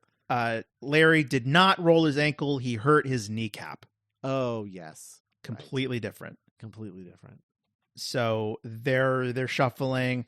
They run, and this whole episode, a couple times, Larry's been like, "Oh yeah, my brother Phil, he's my main source of intel. He is. Oh, Phil, he's my brother. He is came out of me mum just like me." Yeah. Yeah. And then they meet Phil, and Phil has been roboed. He's a robo man now. Yeah. And And it's then they really kill it's each like a other. little. They kill each other. It's like a fucking. It's like a play. Because they're wrestling on the ground. Then after Larry is dead, it's like Martin McDonough. The last thing Larry says is like, "Larry," or the one that Phil's like, "Larry." Like he has 1 second of cognizance before they both die. Yeah. Yeah. And Ian's like, "Oh boy." Yeah.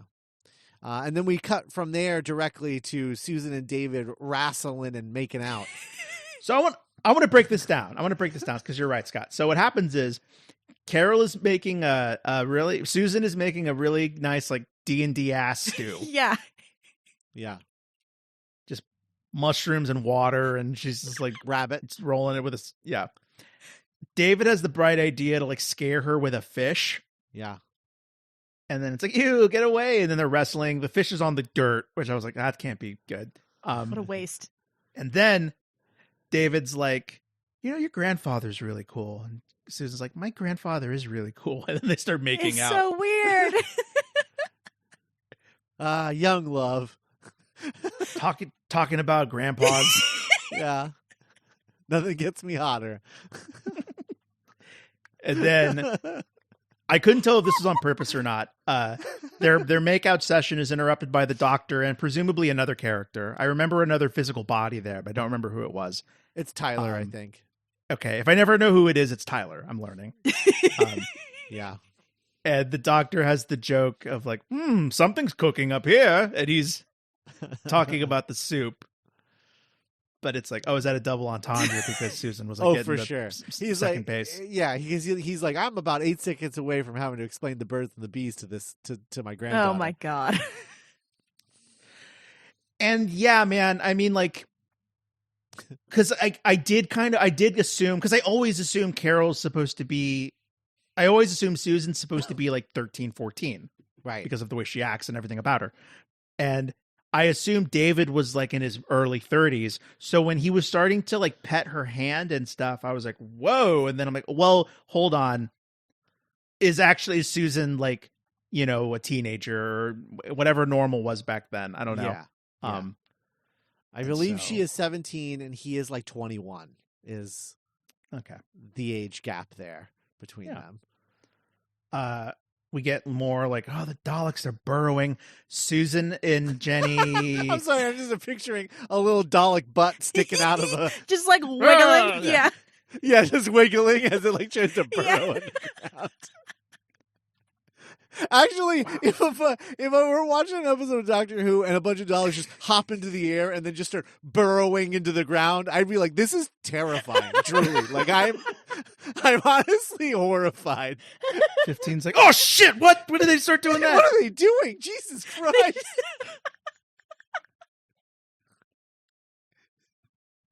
Like graboids. Burrow. The badger moles taught us to bend the earth. Oh my God. So Barbara has this idea. They got captured somehow. Don't worry about it. And they're in the mines. Oh, because the old lady sold them out. Like, yeah. That's right.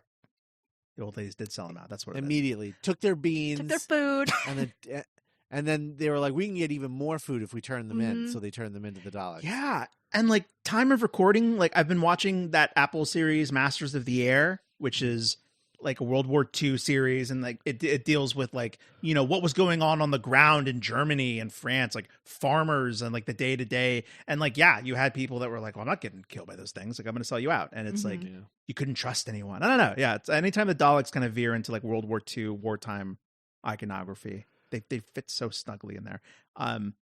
So Barbara's like, "Hey, I have a big. I know all the humans' plans. I know all the rebels' plans, but you have to take me to the leader of you guys." And the Dalek's like, "All right, fine. I will take you to meet the Black Dalek." and I was like that sitting up guy meme. Uh-huh. You know what we haven't talked about yet is the variety of Dalek voices in this. That's true. Yeah. I liked the one that was a little lower. Yeah. Yeah, I like that they're not all done by Nicholas Briggs at this point. I like the higher pitched nasally one that kind of sounds like a little goblin. Yeah. Mm-hmm. Yeah. Yeah. Like I love Nicholas Briggs, but it is kind of like, I wonder what other voices would do for these guys. He does like 3 variations of Dalek voices. Mm-hmm. And, at least he has some variety, but not like this. I think it'd be cool if he like taught like a class of like where they're like, okay, we got a bunch of Daleks in this. We want a bunch of voices. So Nick, we're going to bring them all in on a Saturday and you're going to teach them how to do Dalek voices. Yeah. Like the next generation. Yeah. Yeah. Like Andy Serkis doing like Ape School. Yeah. And but this yeah, we episode cut ends we with cut to the Daleks. Yeah, please. And the Daleks reveal the plan. Their plan. They are it is called. They even have a name, which is like Nazi as hell. It's called Project Degravitate, and their plan is to take just basically like a peach. They're just gonna dig into the earth and scoop the molten out like a peach crater or pit. Yeah. Scoop it out and pilot the earth like a ship. Yep. Like you could almost say that we are right now, Cass and Scott, all of us, on the spaceship Earth. Yeah. Womp womp. Yeah, but that is their plan. They want to they want to hollow out the Earth's core, stick an engine in there, and drive the planet like a spaceship through the galaxy. Yep. That's why they're here. That's what they're doing. So my headcanon that I like to believe is that this wouldn't have worked at all. And we wasted 10 years on this planet. Yeah. Like they twist it and they're like, shit. And like the whole planet. Yeah, the Dalek equivalent of Dortmund came up with this plan. Well, okay, so please to bring the Cybermen back up, like it's been a while since I've seen that first story where they introduce Mondas, but like, isn't that also like the thing? Like they just like, what is Mondas like hidden, or did they just like go on a joyride through space and then come back into like the solar system? I don't remember.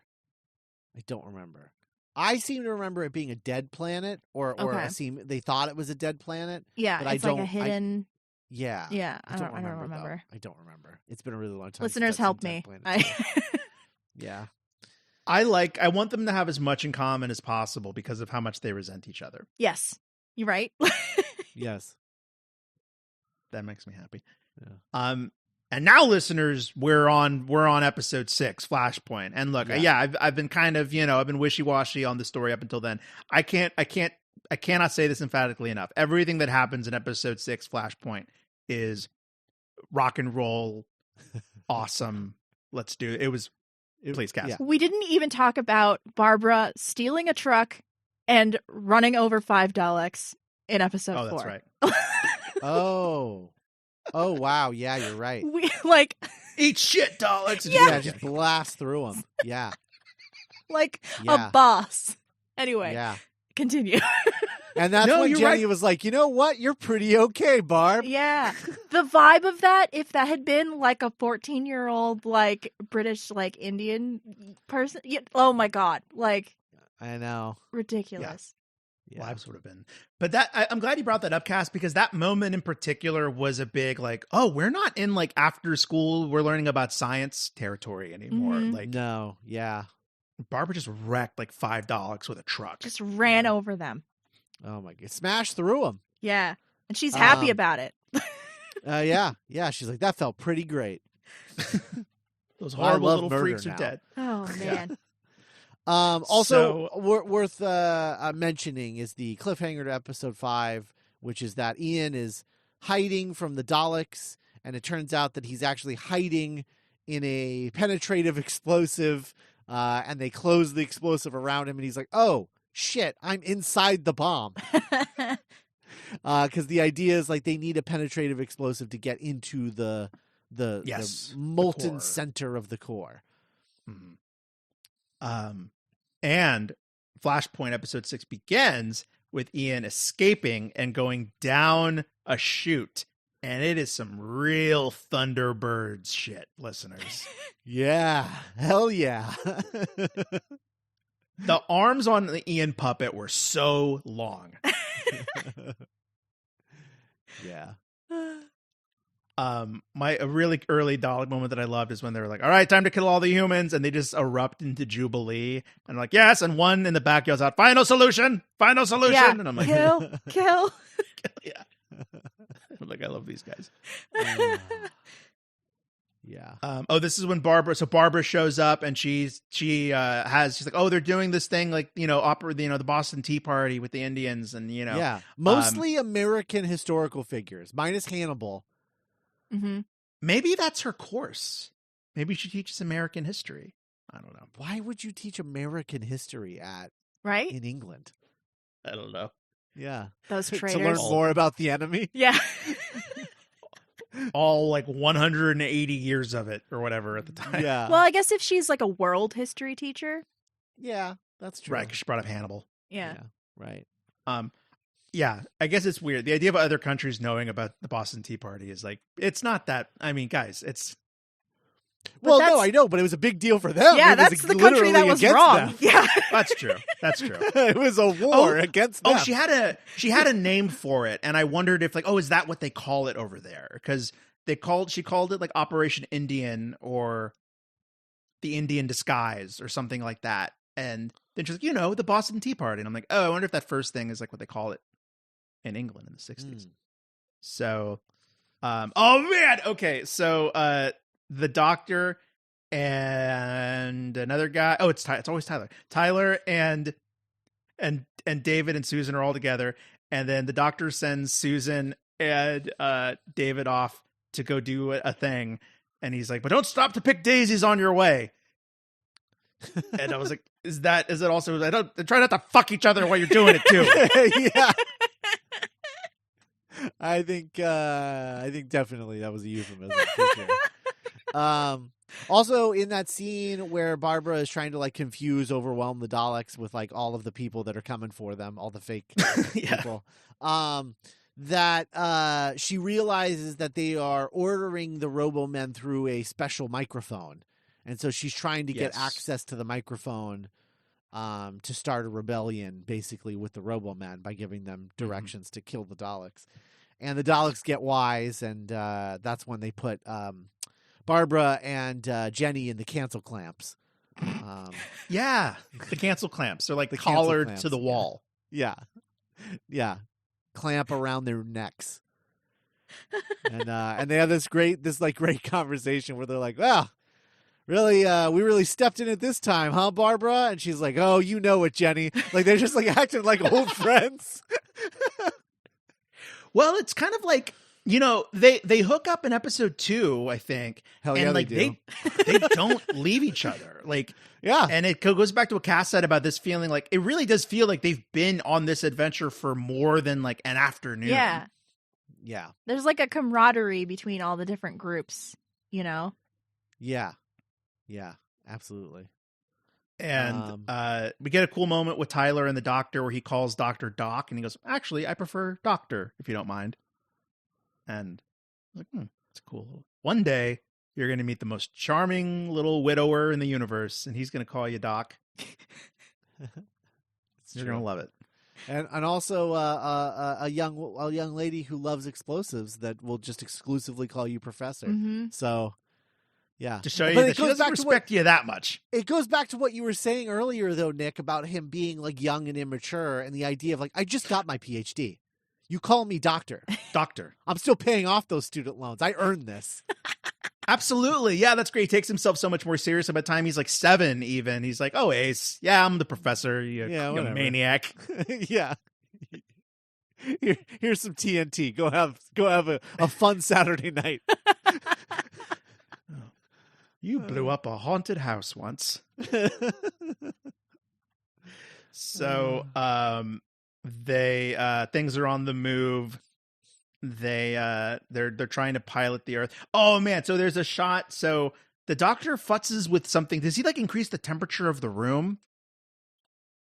I think And it's he somehow it's like the thermostat for like all the Daleks. Yes, perfectly said. So the Doctor's able to do that, increase the thing, and he overheats a Doctor from the inside. And there's a shot of the POV of the eye goggle, Mm-hmm. and Hartnell is just staring down this Dalek like a pimp, just watching it overheat and die. Mm-hmm. Yeah, it's pretty brutal. The Doctor's crew like saves Barbara and Jenny.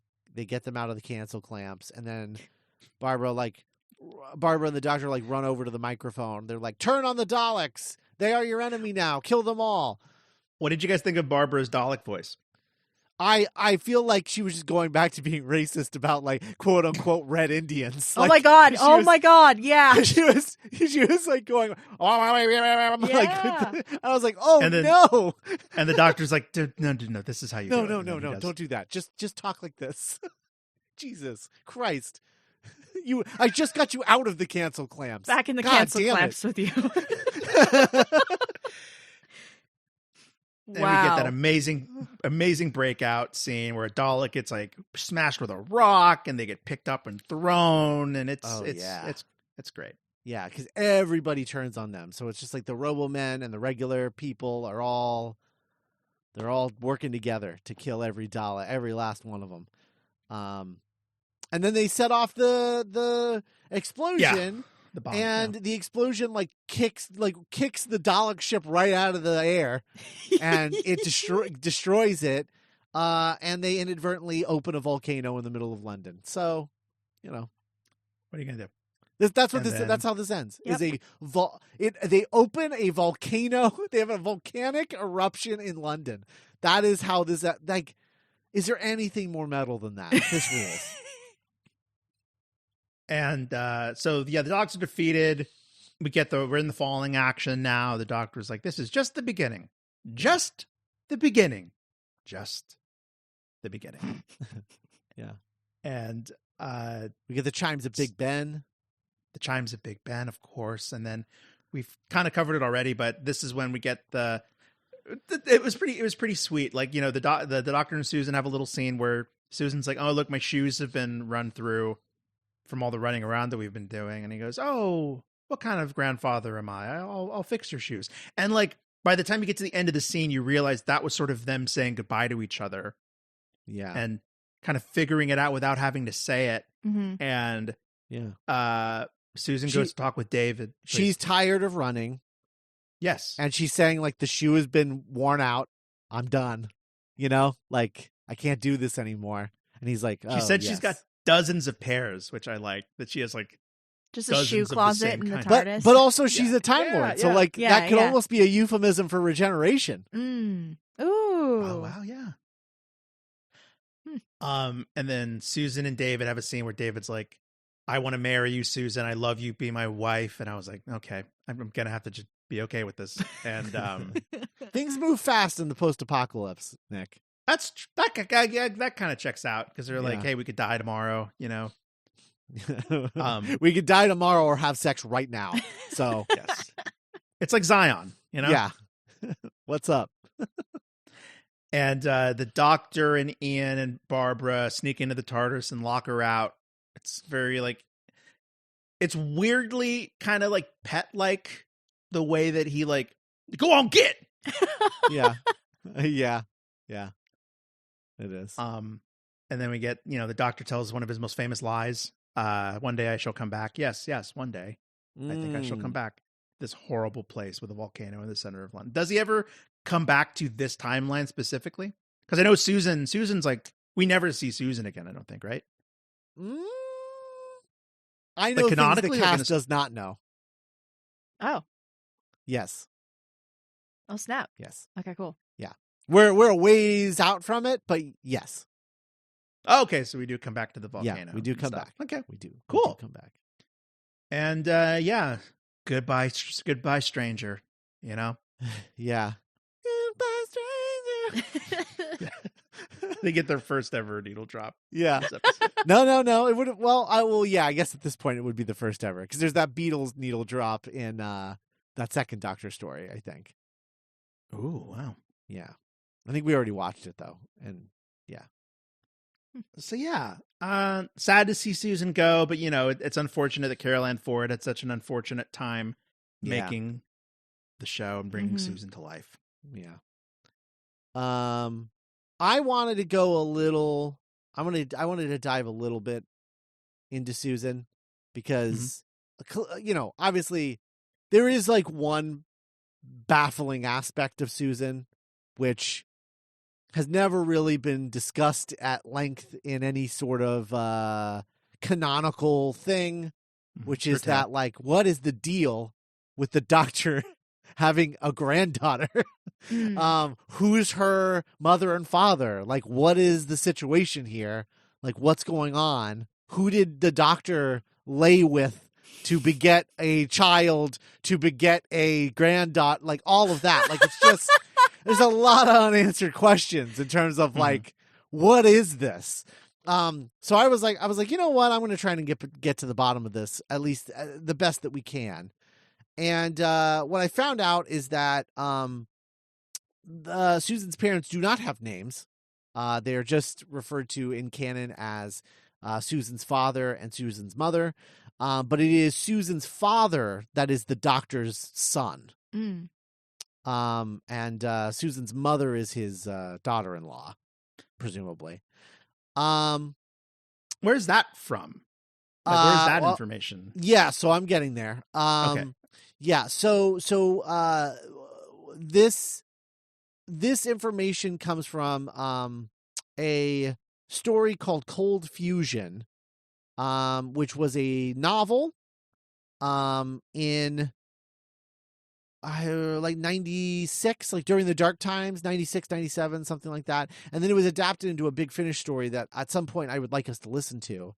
But it is a 6-part Big Finish story starring the 5th Doctor. He is fresh off of regenerating. So I think this canonically, it takes place like right after Castrovalva.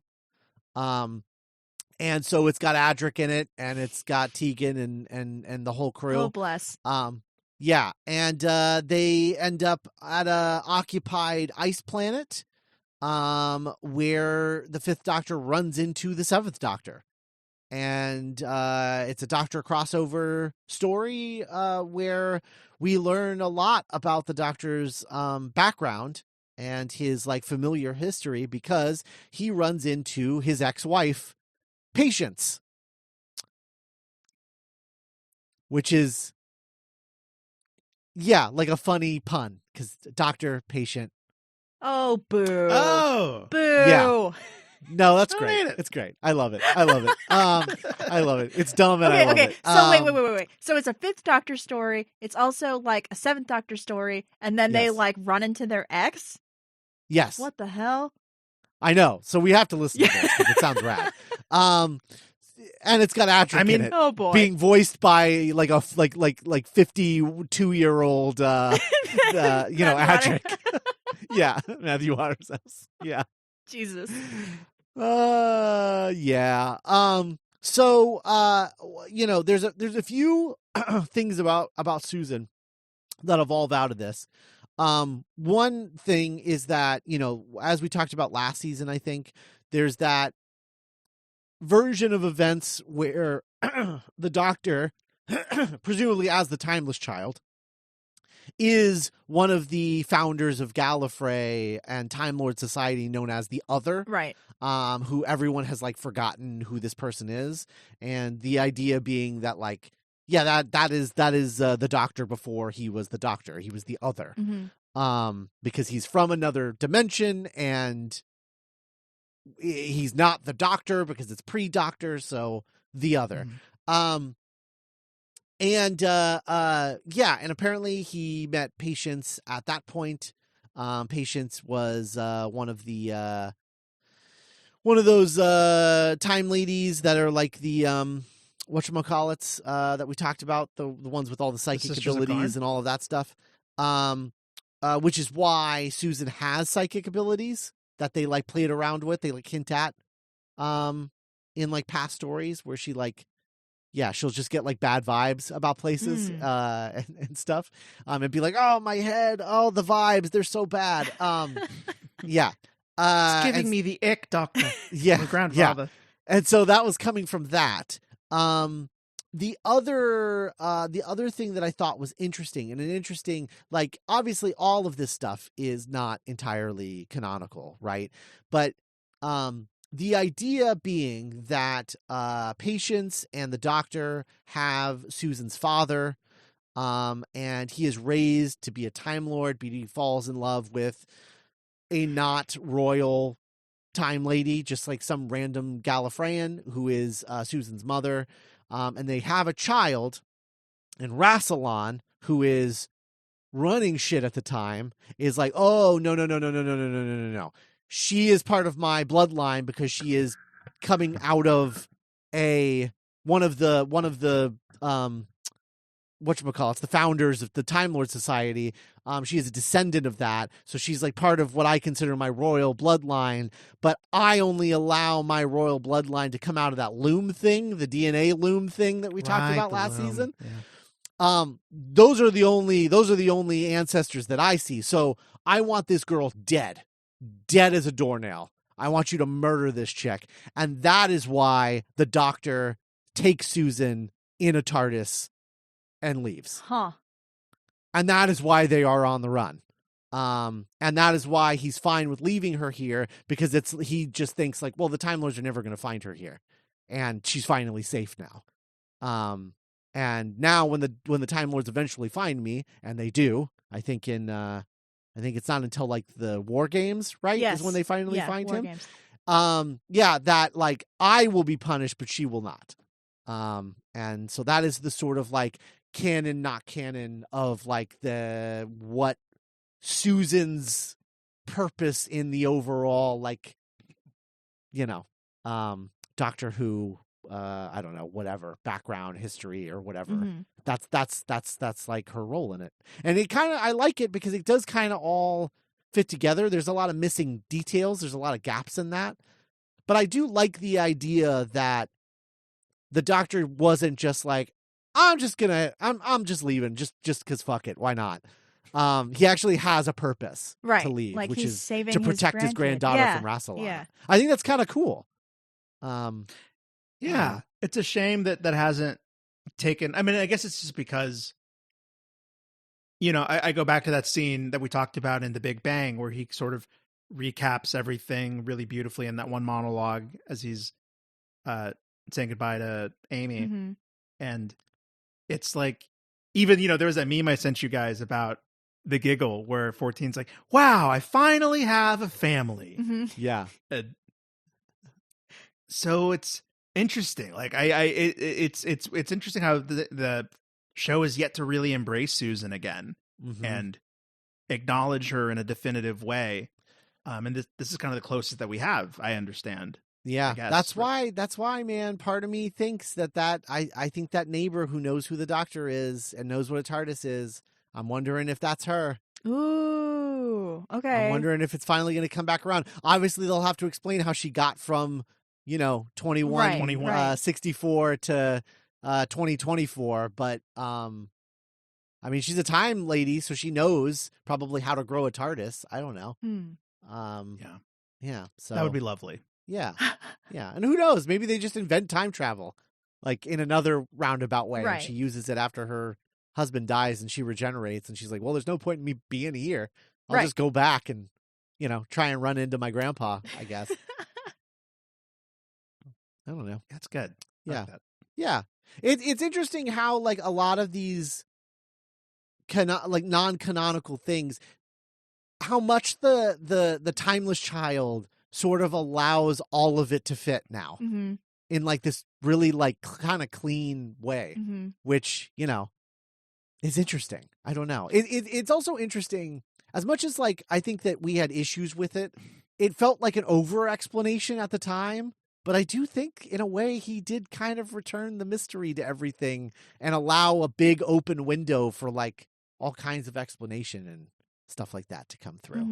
Mm-hmm. I don't know. The more I sit with it as canon, the more I'm starting to really dig it. So I don't know how you guys feel, but yeah. I'll miss Susan in a way, and I do hope that she comes back one day. Right. In some fashion.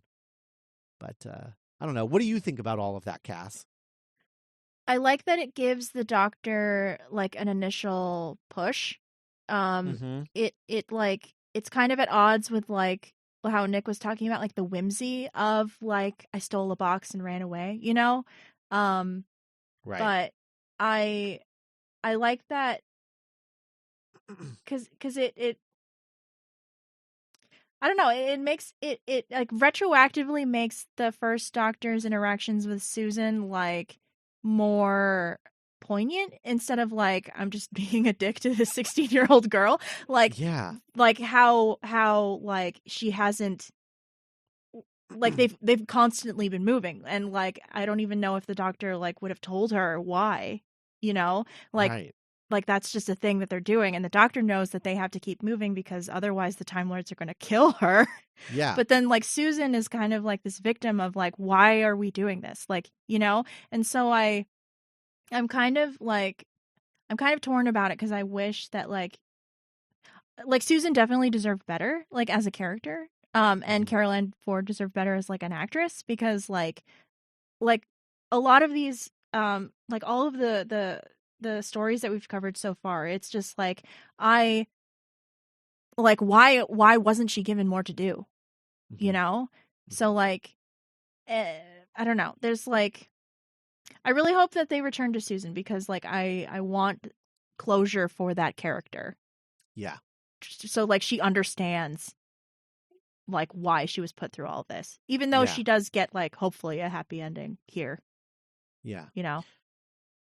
Yeah, or maybe to speculate, like maybe the Susan that we meet, if she is the neighbor in the giggle, maybe she already does know all of that and she learned it on her own and she's like, no, I've been looking for you so that I can tell you that like I get it now. Like and, she's at peace with it. I'm at peace with the way that I grew up, and I know that you were just being a good grandfather and protecting me, and so I've always wanted to like, you know, close that book with you.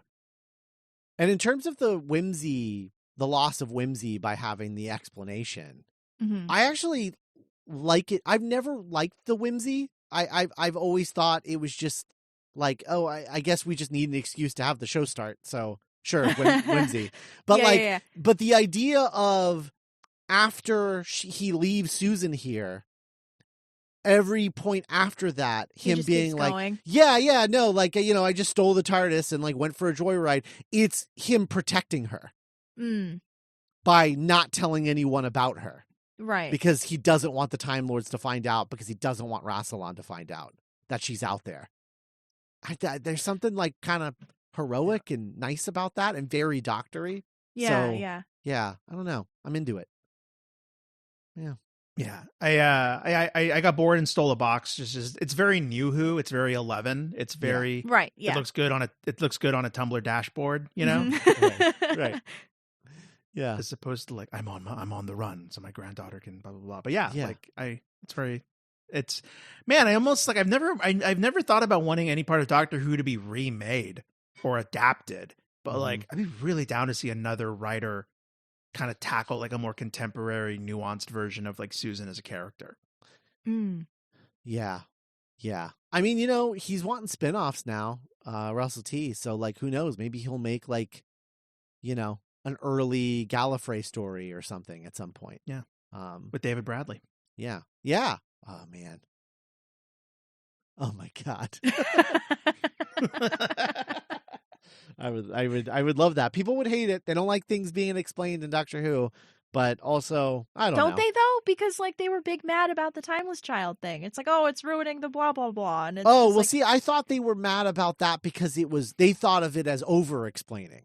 oh, Where they're like, well, now you're saying that they're this other thing and they're like special and blah blah blah. Like, I don't know. I feel like it's a mixed bag thing. I feel like people don't like it because it over explains and under explains. I feel maybe like people I don't just know. like to be mad about things sometimes. Yeah, they just like to be mad about change. Yeah. And it's the latest change. Right. Like, Yeah.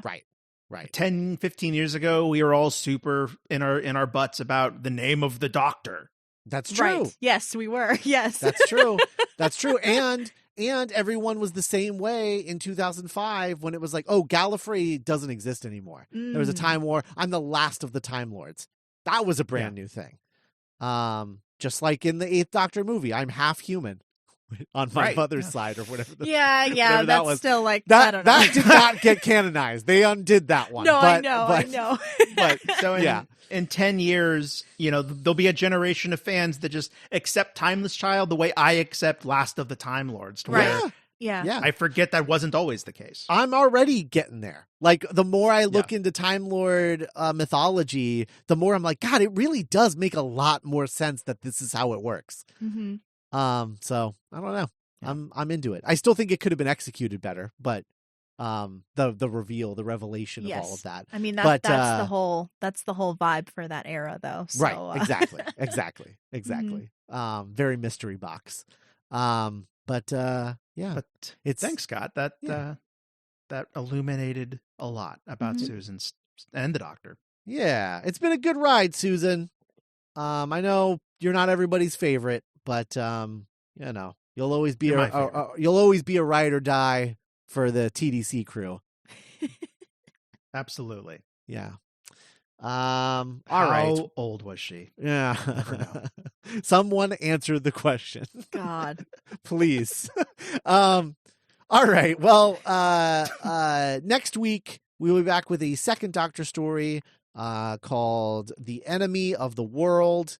Another one that I think Nick is going to absolutely go bananas for. But for very different reasons than this one. For acting reasons. There's going to be acting reasons that you're going to go bananas for this one. Yes. Okay. Yeah. And very special, I'll get into it in the background, but Enemy of the World was the latest found episode. This was a lost episode, and they found it around the time of the 50th anniversary. And in that attic in Brazil. Yeah. And now it all exists, which is I'm very excited beautiful. to actually watch most of it. Oh my God. Yeah, so good. So that's Enemy of the World next week. I'll just a run through of what you guys have to look forward to this season. For the third Doctor, we have the Curse of Peladon. Yes. Oh my God. Yes. For the fourth Doctor, we have the Seeds of Doom. That's a pretty classic episode. Mm-hmm. Fifth Doctor, we have Terminus, the second part of the Black Guardian trilogy, the weakest part. Let's be real. Another companion departure. Yeah, another companion departure, but not a terrible story by any stretch. Just, fine. It's fine. For the sixth Doctor, we enter his Big Finish era. And we talk about the Holy Terror with Frobisher, the shape-shifting penguin. Yes! Fucking finally. Yeah, that's right. The Holy Terror, written by Robert Shearman. So it's a good one. I remember that one being fun. Yeah. Robert Shearman, Nick, is the guy who wrote Dalek. Yeah. Mm-hmm. And wrote Chimes of Midnight, the Eighth Doctor story with the time loop. Yeah, I know. I'm still excited about the penguin, though. Yeah. Oh, yeah. I mean, yeah. Then we have for the seventh Doctor, Curse of Fenric, which is kind of an all-timer, especially for Ace. It's like a really important Ace story, which is really great. Well, the cat's out of the bag now with Ace. I can't wait to see how that works out. Yeah. And then we have two stories for the Eighth Doctor. We're going to be covering Neverland and Zagreus. We're just going to rip off that Band-Aid. I have gone through and demolished most of what's left of the Eighth Doctor Charlie stuff because I don't want to deal with any of the I don't want to deal with Kariz, and I don't want to deal with any of the alternate universe stuff. The whatever. Doctor Who Unlimited. Yeah. Yeah. Okay. All of that stuff. So we're going to be listening to one story from that. On the other side is Zagreus, and then Charlie's final story, and then we're going to move on to Lucy Miller. Then for the 10th and 11th, because 9th we're done with. He is retired. He's done. He's dead. We move on to the 10th and 11th, which is The Runaway Bride and A Christmas Carol. So back-to-back Christmas specials, followed by Time Heist for the 12th Doctor. But yeah, that's what we have to look forward to this season on The Long Way Around. I think a lot of really fun, solid stories. And even if they're not, I think they give us a lot to talk about. Like Zagreus. All right. The Dalek invasion of Earth. Mhm. Yes, indeed. Next week, Enemy of the World. Bye, everybody. Bye.